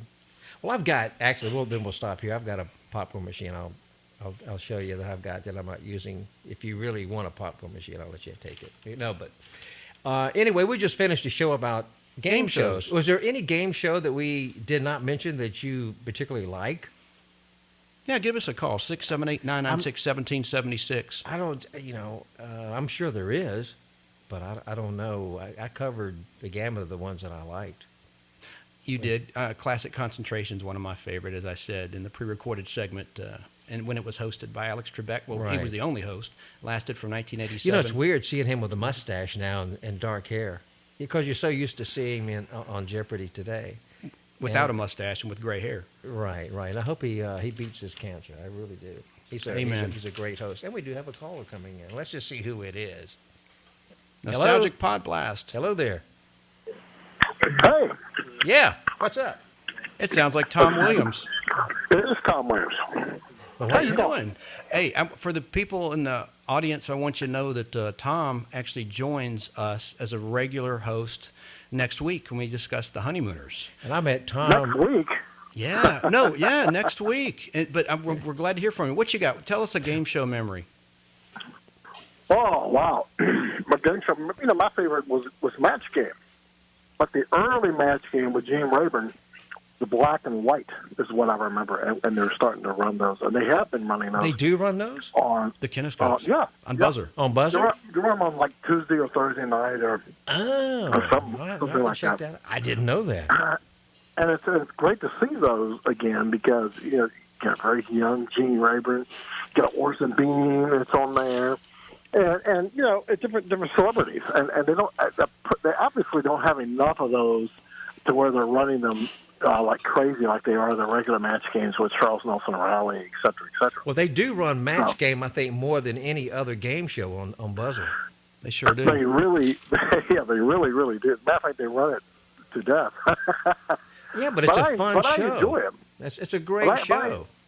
Yeah, they're great to watch, and I know Chance watches them all the time as well. Yes, sir. And they're good stuff. They're good trivia questions. Of course, there's a lot of risque stuff between Brett and all the Gene and Dawson and Charles Nelson Riley. Yeah. He was a trip. It's funny. I was watching the Decades channel last weekend. They did a marathon of Love American Style, and I saw 2 episodes with Charles Nelson Riley on Love American Style.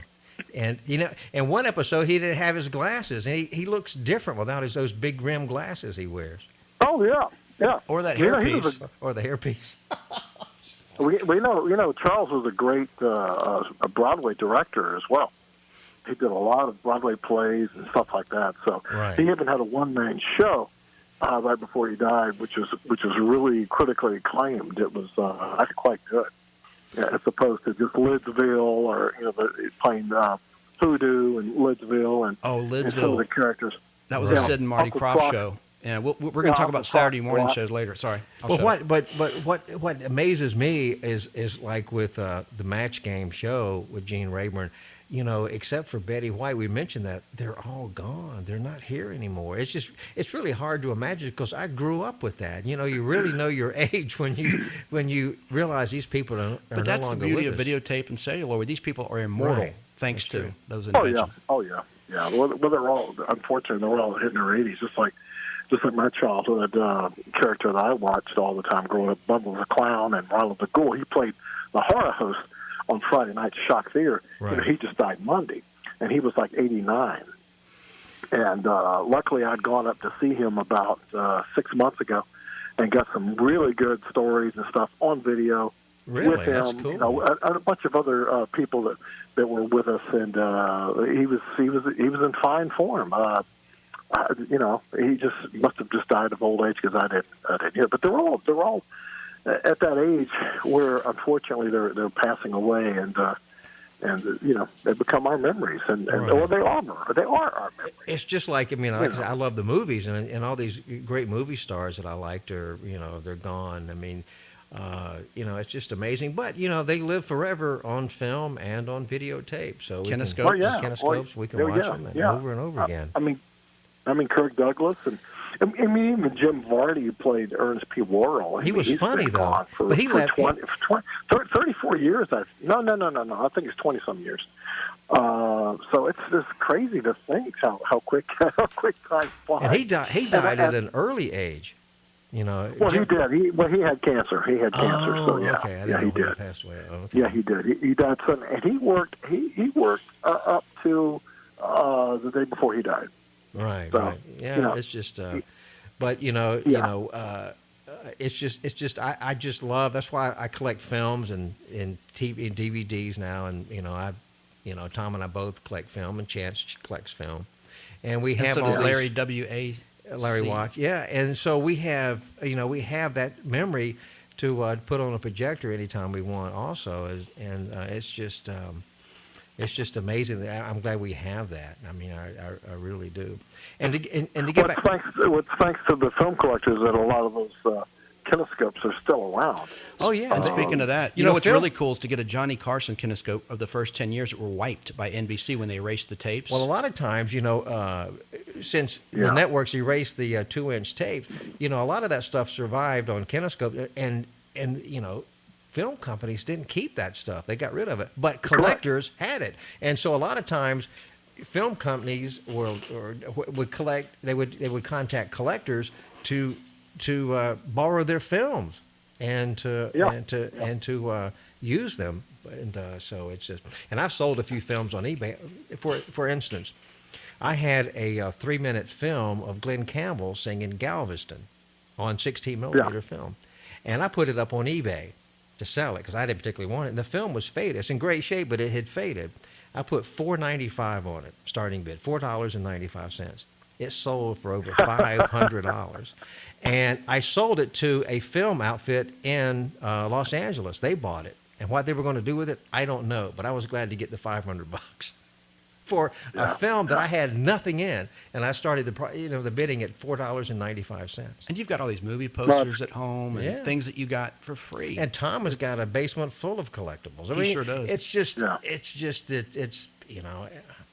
That's why I like this show, is because I like to talk about that sort of stuff, because, it's just, you can't take it with you, but I sure like collecting it, And Tom told me once, he said, the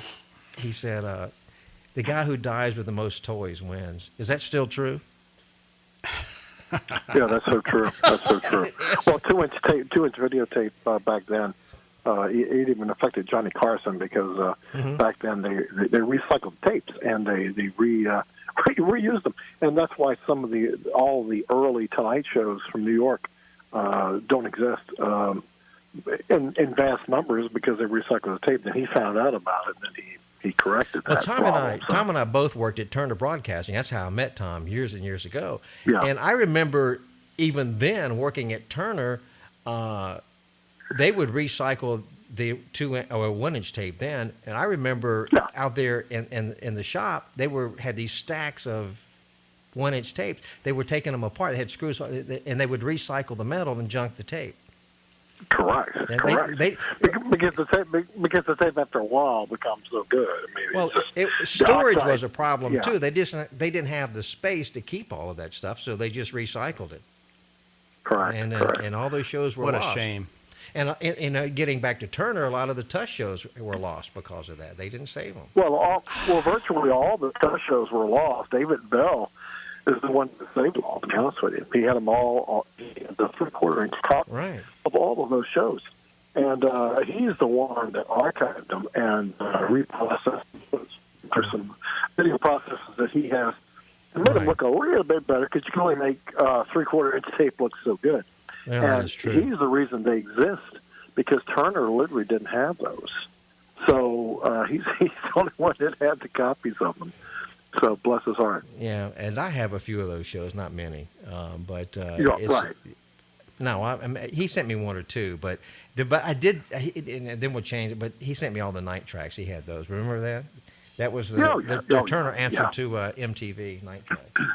True, and he's got all those too. And there's a Facebook. They're on Facebook now, night tracks, and there's a Facebook thing that you can join and like and be a part of. So anyway, speaking of Facebook, I want to encourage people to go to our Facebook group, Nostalgic Podblast, because it started as a podcast, which we still do Sundays at 3:30, and we'll have a live video around 3:30 tomorrow.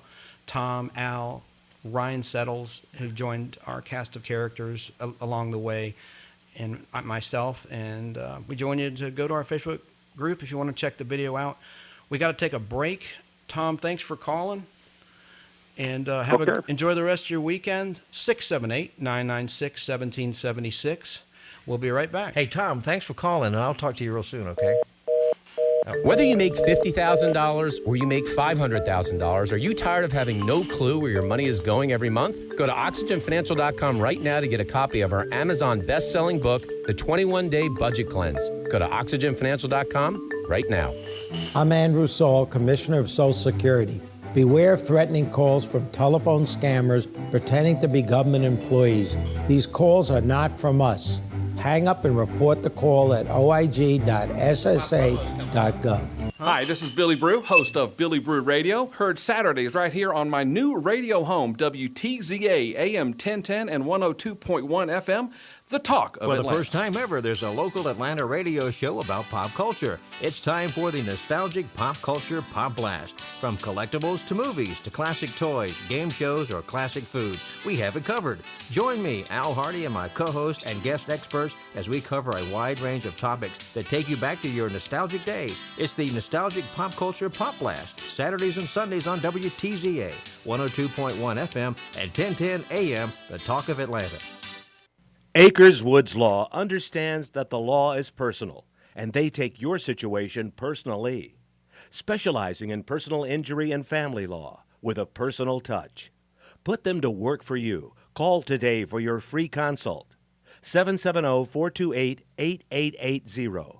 That's 770-428-8880. Or online at acreswoodlaw.com.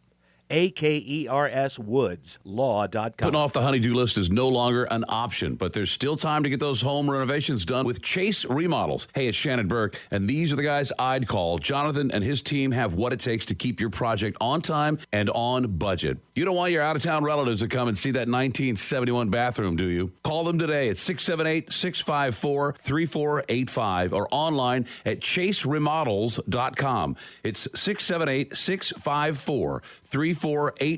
Tell them I sent you and get an extra 15% off. All right, it's half past the hour. We're back. And nice to talk to Tom. He comes in on show number 3 next week. We introduce him. He's a director at the Weather Channel, and we give a list of his accomplishments. He's actually won Emmy Awards, and we'll get into it next week when we discuss The Honeymooners, Jackie Gleason. And you know what I am? What? I am what Ralph Cramden accused Alice's mother of being, a blabbermouth. You are a... I don't want to scream into the mic and blow out your ears. Sometimes, you know, like when we do the recording of the podcast or podcast, you know, Chance will overspeak, and I say you have to raise your hand when you want to talk. Actually, I came up with that. Oh, you did? I did, because you were complaining about. You said, wait, you know, I'll raise my hand when I want to speak. And the cool thing about Tom and Ryan, and eventually Danny Cochran, who joins our little entourage of off and on co-hosts, is that, you know, there's not many shows, at least on TV, with men. There's several about women. Like you've got The View on ABC, you got The Talk on CBS, you got The Real on Fox, which is a syndicated show. And then, but you do have one with Tyler Perry in drag. It's called The Wendy Williams Show. Just kidding. But no, but I'm saying there used to be a show with men. Yeah. And it was called The Other Half with Danny Bonaducci, Dick Clark, and Mario Lopez and someone else. And it was on. We got a call coming in? Yeah, we got a call. Let's see who's here. Hello. This is Nostalgic Pop Blast. You're on the air. Hello there. Hello. We got a prank call. I don't know. They hung up. So The Other Half was a show with men, and it lasted 3 seasons. But you just don't see. Late Night's another story. I mean, you know, it's a men's club, and I want women, of course, to get their fair share. But come on, when you talk about inequality, how about some shows in the daytime with guys that talk about things that everybody want to relate to. I don't know. That's an idea, I suppose, but they figure they can't sell it. So we talked about the top of the show. Valentine's Day was yesterday. Remember to go and get that discounted candy before the shelves are clear. There's plenty of candy here, I guess, left over from yesterday. And I'm sure a lot of ladies probably are going to be expecting. I know I was a Valentine's baby because I was born in November, and you were in November, so we were both probably. I'm Sagittarius. You know what I'm saying? Yeah. We were Well, flowers are going to wilt. conceived on Valentine's Day. I'd rather, have candy or, That's give right. people candy over flowers. That's right. Now, I got to make a few corrections of stuff that, of course, I said in the show. You heard the pre-recorded segment that were not right. We have a thing called Correction Corner because sometimes Chance makes mistakes. Oh yeah, no, you're infallible. And so when he makes mistakes, we have a Correction Corner. He's the only one that really makes mistakes. So. Well, the mistakes I made this just time, well, it wasn't really a mistake, but you're talking about Hugh Downs, the original host of Classic Concentration. Right. Before Alex Trebek, and you said he was on some sort of news show, and I said 60 Minutes. You said no, it was ABC. It was 2020. 2020, yeah. 2020. And then I said that The Price is Right aired on CBS at noon. It was on at 11 a.m. I was thinking of the Showcase Showdown, which should always be right around 12. That's why it was in my mind. Right. And then I said that Gene Rayburn would kiss the celebrity contestants. Obviously, I meant the celebrity panelists. And the other thing was Family Feud with Steve Harvey was taped at the Atlanta Civic Center, not the World Congress Center. And Susan Stafford was the original letter turner on Wheel of Fortune.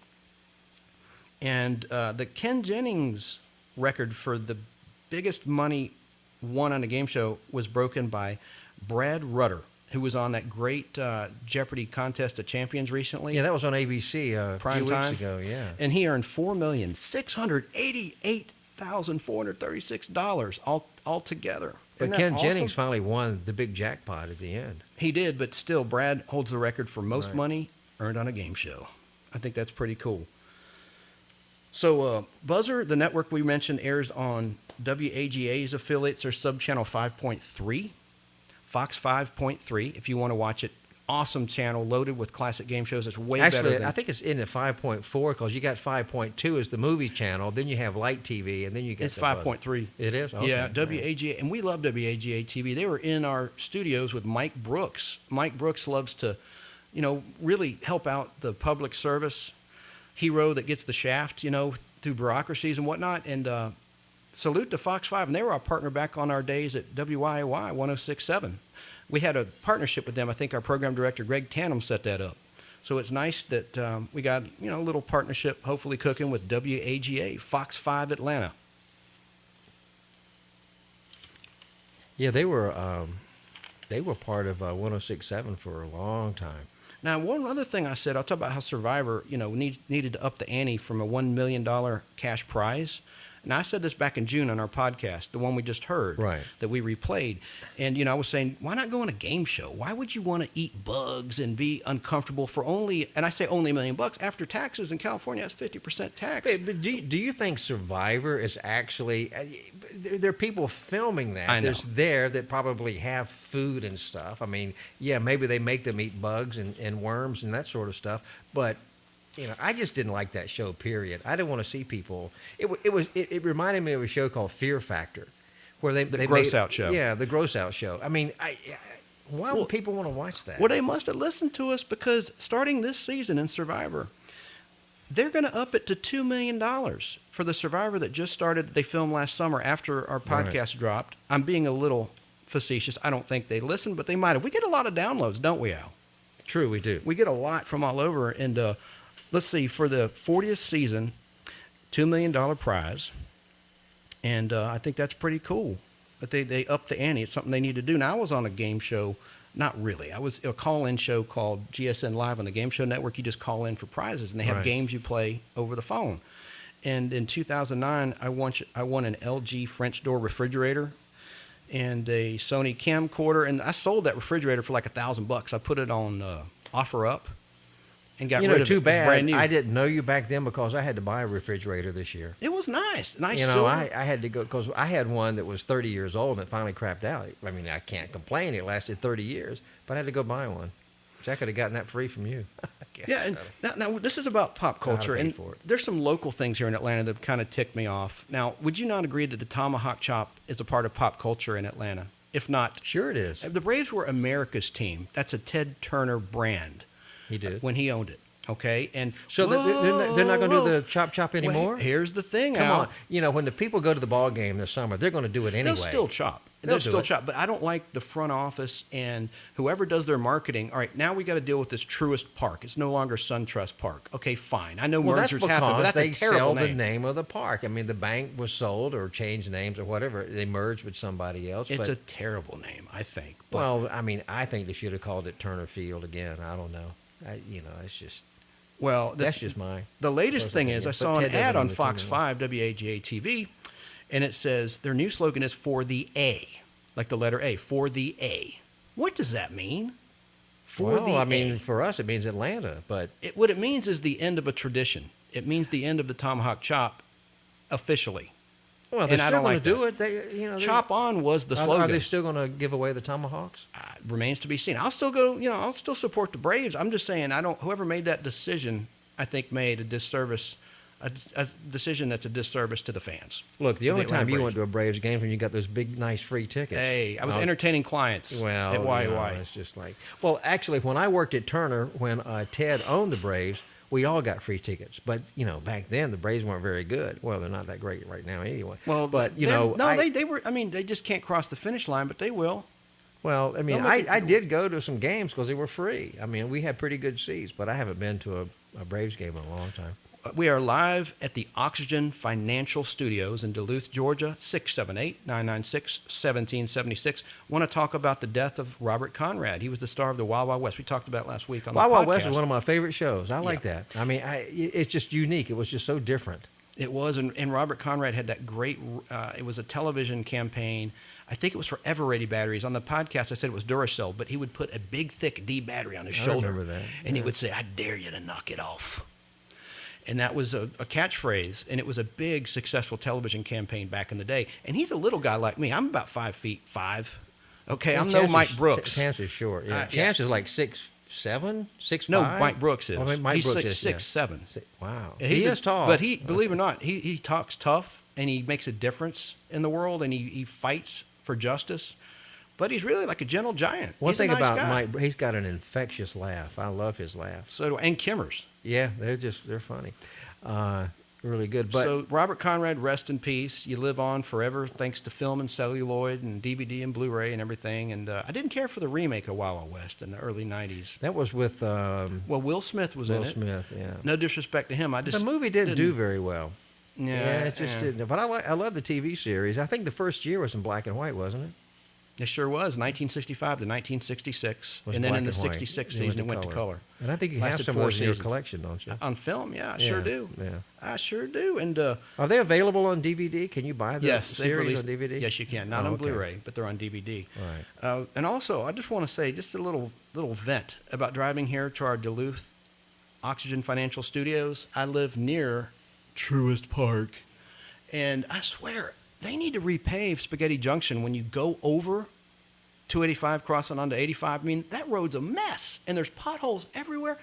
And I'm going to tick off some Gwinnetians. I know Gwinnett is quote-unquote great, as it says in the water tower. That's right. But why is it as soon as you cross the Gwinnett County line, the quality of the cars you see on the road goes down? You see like Ford Pintos and beat-up Ford Rangers and old vans. Well, that's kind of rude for you to say something like that. I'm sorry. Mean, come on. I'm sorry. I'm a Cobb County guy. I could say things about Cobb County you wouldn't like either. All right?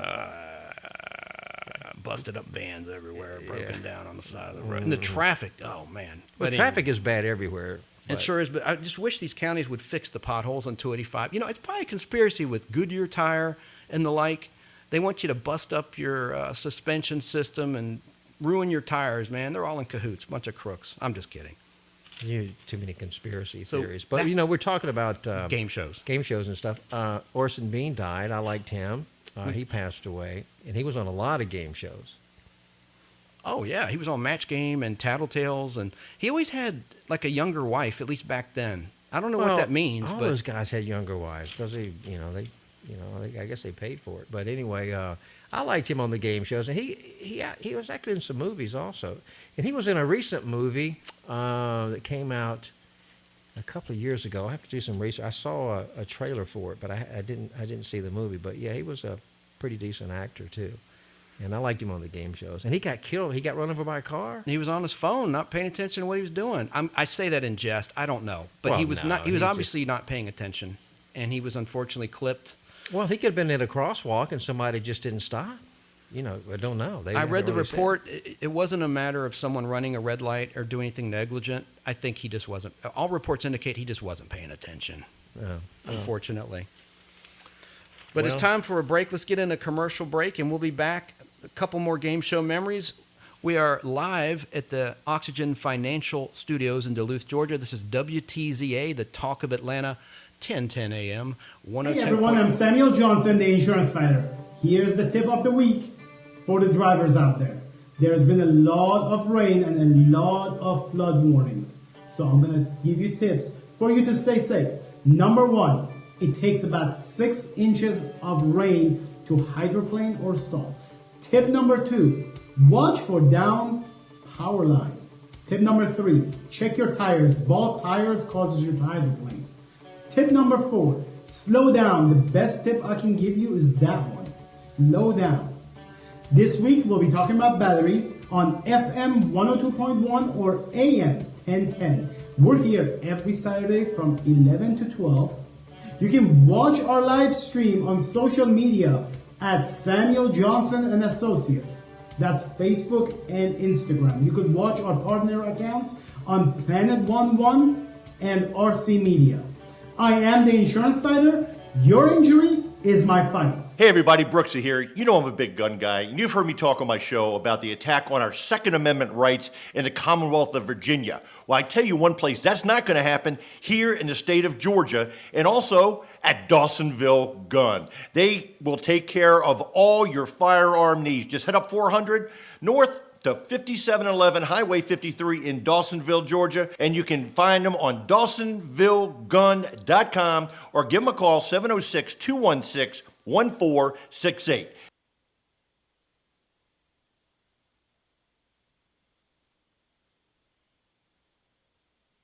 All right, we're back. You're listening to the nostalgic pop culture Pop Blast. I'm Chance Bartels, not Bartles like the wine cooler. Bartels and People Al do Hardy. call you Bartles a lot. Yeah, all my whole life, and that's fine. I've been called Chase. I like the name Chase, but it's Chance. On Siri on my phone calls you Bartles. Yeah. You want to call Chance Bartles? Remember Bartles and James wine cooler commercials? Those two old guys on the porch? But, man, I love game shows because they just make you feel happy. I love the music in it. I like music of all types. I'm a I geek. talked about my favorite game show theme was for Jeopardy. The song. But, I mean, there's a lot of them that were very catchy. And we didn't talk about this. Merv Griffin wrote that music. He did. And it's so profitable. It's earning his son millions and millions of dollars in royalties to this day. And he scored that, Merv Griffin Sr. Well, no, he had you tell it. I forget. He had a piano in his house, and he sat there, and he did the theme. Da, da, da, he did it on his piano. And that piano was actually was given. I saw something on the news the other day. Well, it's been a few weeks ago. That piano, his son owns that piano, Merv Griffin's son, but he actually donated to some. I can't remember. No, he didn't donate it to anybody. It was given to him. It was given to Merv Griffin by a singer. What was his name? Anyway, you see, it was. Anyway, the piano is in Merv Griffin's son's house. No, it's not. It's in storage. It's in storage? And that's what makes me so sad. I saw a news piece. It's in the storage locker. Okay. All right. Well, no, but he owned it. I mean, I guess he still owns it. I don't know. He does. Yeah. I saw a news piece about it. I think it aired right around the time of the Jeopardy Contest of Champions, the primetime special. Maybe it was on that show on MTV. I think it was on that show. Well, a great game show special is called Legends. It airs on several networks right now. Look it up, Legends. It's awesome. And by the way, the Press Your Luck scandal, that's worth a look. And we touched on it in the recorded portion of the show. That's this guy, Larson, who was an unemployed ice cream truck driver. He memorized the pattern where you could see where a whammy would come up. Because in the beginning days when that show started, like in '83, they had a simple pattern, and he would videotape the shows, this guy, and study it, and he learned it. And in my mind, that's not cheating. That's brilliant. Well, no, that's not cheating. That's just doing your homework. But CBS deemed it as cheating, and they didn't air the episodes until years later on the Game Show Network, and now they air as a special on the Buzzer Network, over-the-air channel. Did he actually win? He won. Yeah, he won over $100,000. Then they had to implement new rules, the network did, where they would cap the winnings and cap the number of days that a contestant could be on Press Your Luck. And I do like the new Press Your Luck, hosted by Elizabeth Banks. I don't think I've really watched that. It's too much. good. I think it's good because they use the classic whammy, we're gonna get your money. Well, I like that. I like that's pretty cool. But they still use that. Right. You played a few clips, but that's a cool game show. And Elizabeth Banks has the right energy for that, and I love her look. And I think she's doing a great job. And they ordered up more episodes, so it must be doing well in the ratings. I wish that they had given Password another shot, like the one that Regis Philbin hosted. Were there any other game shows that were on during the daytime that went to nighttime? I know Hollywood Squares had a nighttime Price version. is Right did. Price is Right had a nighttime and Tom version. Kennedy hosted the nighttime version. And Match Game had Match Game PM. Right. Were there any others? Wheel of Fortune. That's the most successful one I can think of because that started as daytime in the beginning, back in '75 with Chuck Woolery. Well, that was on the network. It's syndicated now. It is syndicated by King World. I don't know if it's still King World. No, it's CBS Paramount because you have the logo at the end. Sony but Pictures it was King World, and so was Jeopardy because of the partnership with Griffin. Well, Sony owns Griffin. them now. That's right. But they, I think they tape those. Don't they tape those in the same studio? Yeah, it's on the same lot. It's out there maybe in they Burbank. have different sound stages. It's different sound. Yes, definitely different sound stages. That's a whole different production. But it was so neat to watch in the Contest of Champions the routine that Alex Trebek goes through. Like he shows up at the crack of dawn, and they just record at least 5 episodes.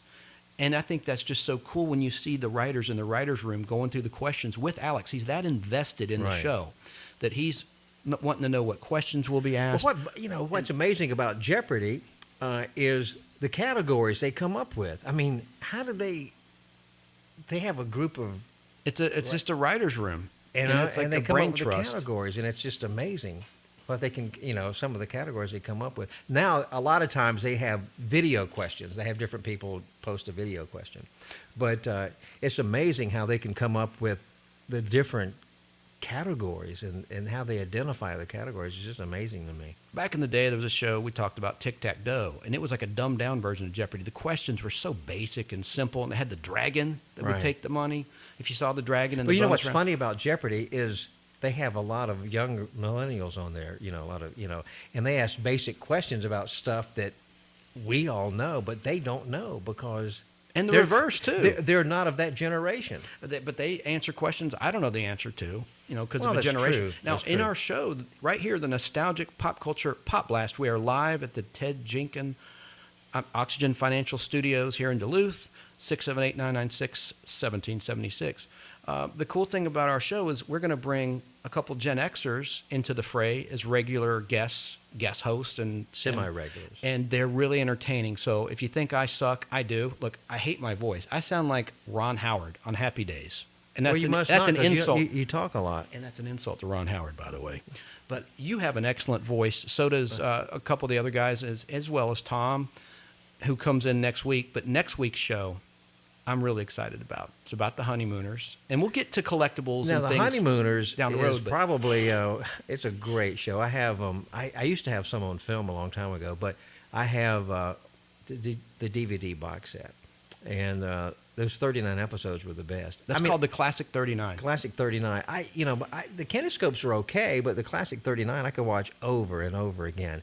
And they based the Flintstones on the Honeymooners. They with the characters, Betty and Wilma and Fred and Barney, they were patterned after the Honeymooners. They were. Yeah. Yeah, they sure were. And I just thought it was originally a skit. I don't want to talk about everything. It was on the Jackie Gleason show. Correct. It was and there was a different Alice at first. Pert Kelton was the actress's name, who had a heart issue, a heart murmur, so they had to replace her with Audrey Meadows. And at first, Jackie thought, she's too pretty. She's too pretty. And we can't hire her. So she came back to a second audition wearing no makeup, with gussed up hair. Right. And she got the part, and she was perfect as Alice Cramden. She was the best Alice Cramden. You know, and Jackie Gleason didn't like to rehearse. I know. You know, they did it before a live audience. Jackie had a photographic memory and a big liking for beer. Supposedly, he'd drink a many keg of beer a night with pizza. That's why if you notice in the early kinescopes or the early episodes that started in 1951, he's really thin.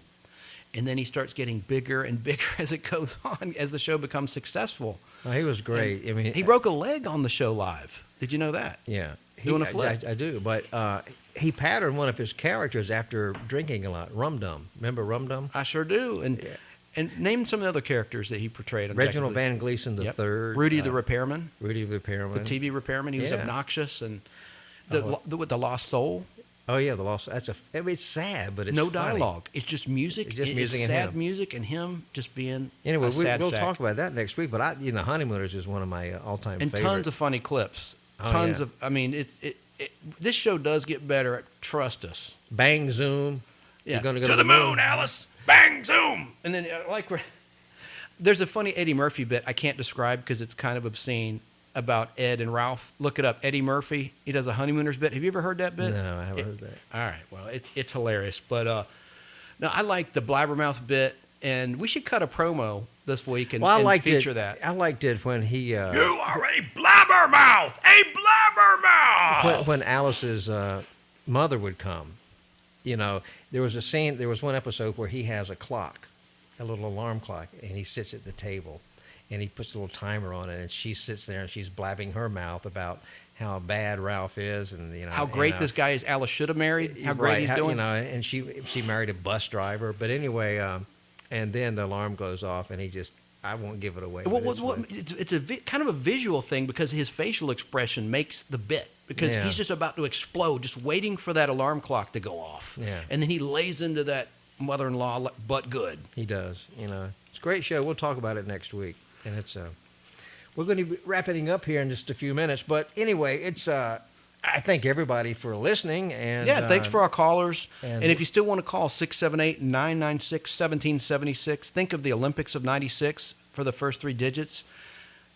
That's a great phone Minus number. the one, because we're going to be number one thanks to our awesome weekday talent. I'm nowhere in their league. I sell ads for the station. This is just a hobby. This is kind of like WKRP in Cincinnati, but real. You know, it really is. And we think Al Hardy actually is one of the unsung heroes of this station because, now, Jamie Chapman got the ball rolling, and then Will Regan put some investors together, got some money together, made it happen, and then we got our wonderful talent, weekday talent on board. And so I'm just here trying to sell ads to pay the bills and help these guys make a living and help myself make a living at the same time. So I'm like the Herb Tarlick. That was the character on WKRP in Cincinnati, the station salesman. And we have Tim here too, Tim Hannon. Right. He sells ads as well. And Bill Pope, the Billy Brew show that you hear.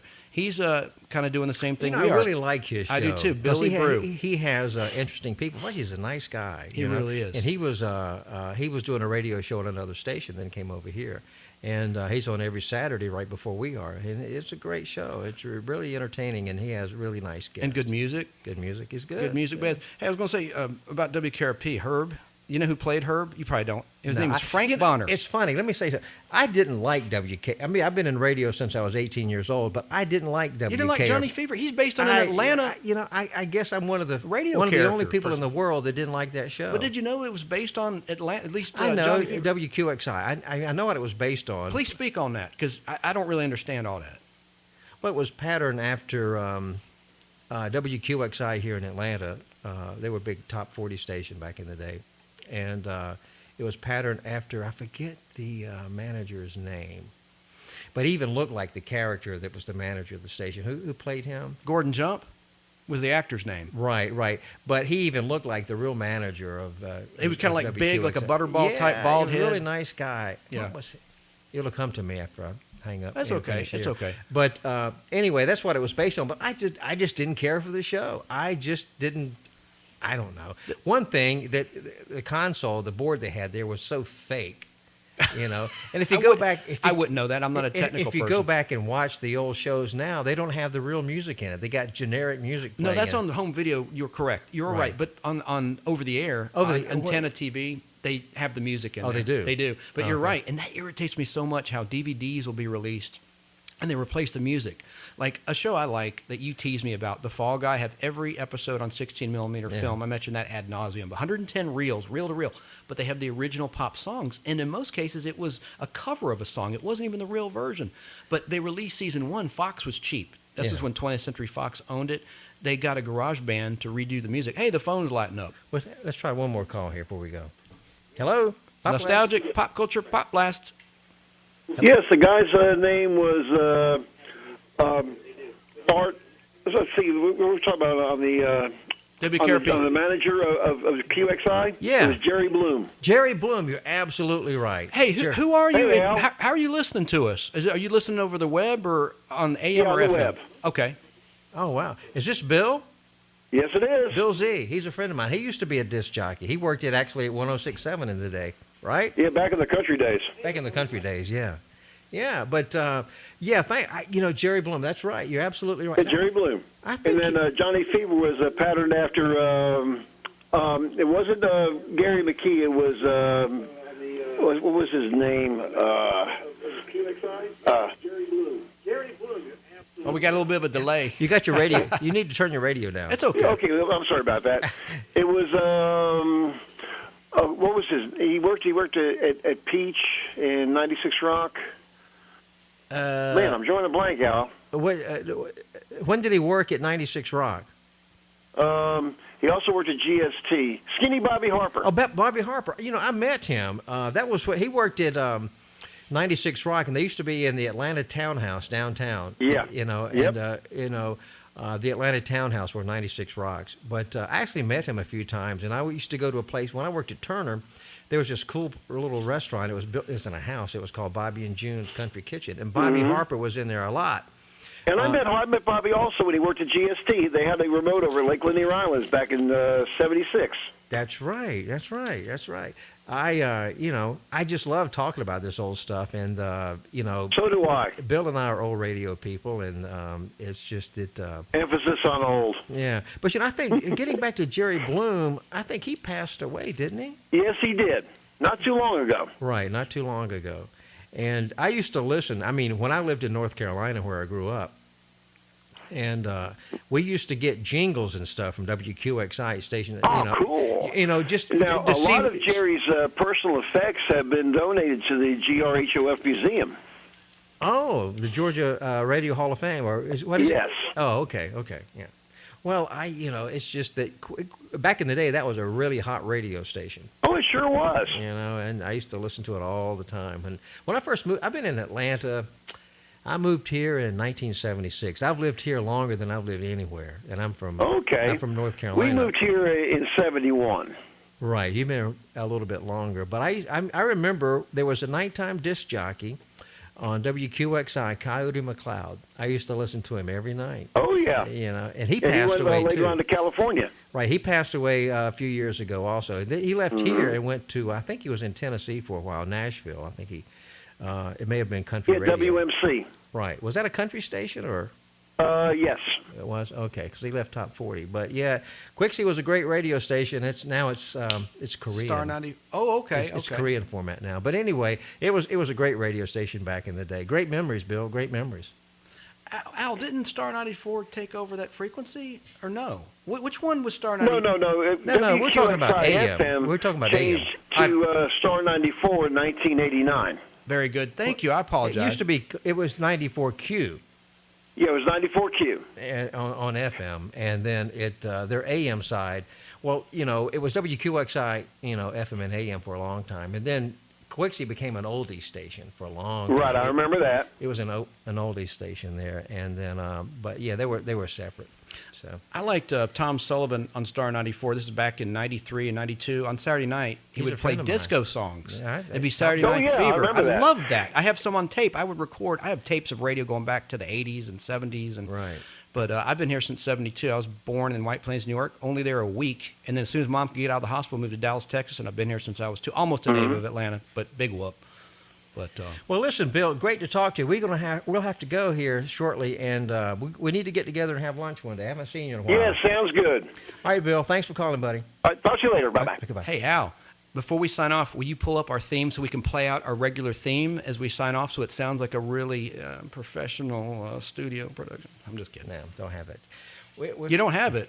We Pull have it up. but I'll keep talking while you find it. You got your folder right there. No, I want to hear our theme. It's not here. We have to go. Anyway, it's been great being here. Yes, it has. And we'll see you next Sunday. Next Saturday. Thanks for listening. And Sunday on our Facebook page, Nostalgic Podblast. One word, Podblast. Facebook Live video around 3:30 tomorrow. Okay, bye-bye. The Secure Act was the biggest retirement bill to pass in 10 years. What does this mean to you and your family in 2020? Do you know why you should never inherit an IRA again? Do you know how it affects you when you have a new baby and the major changes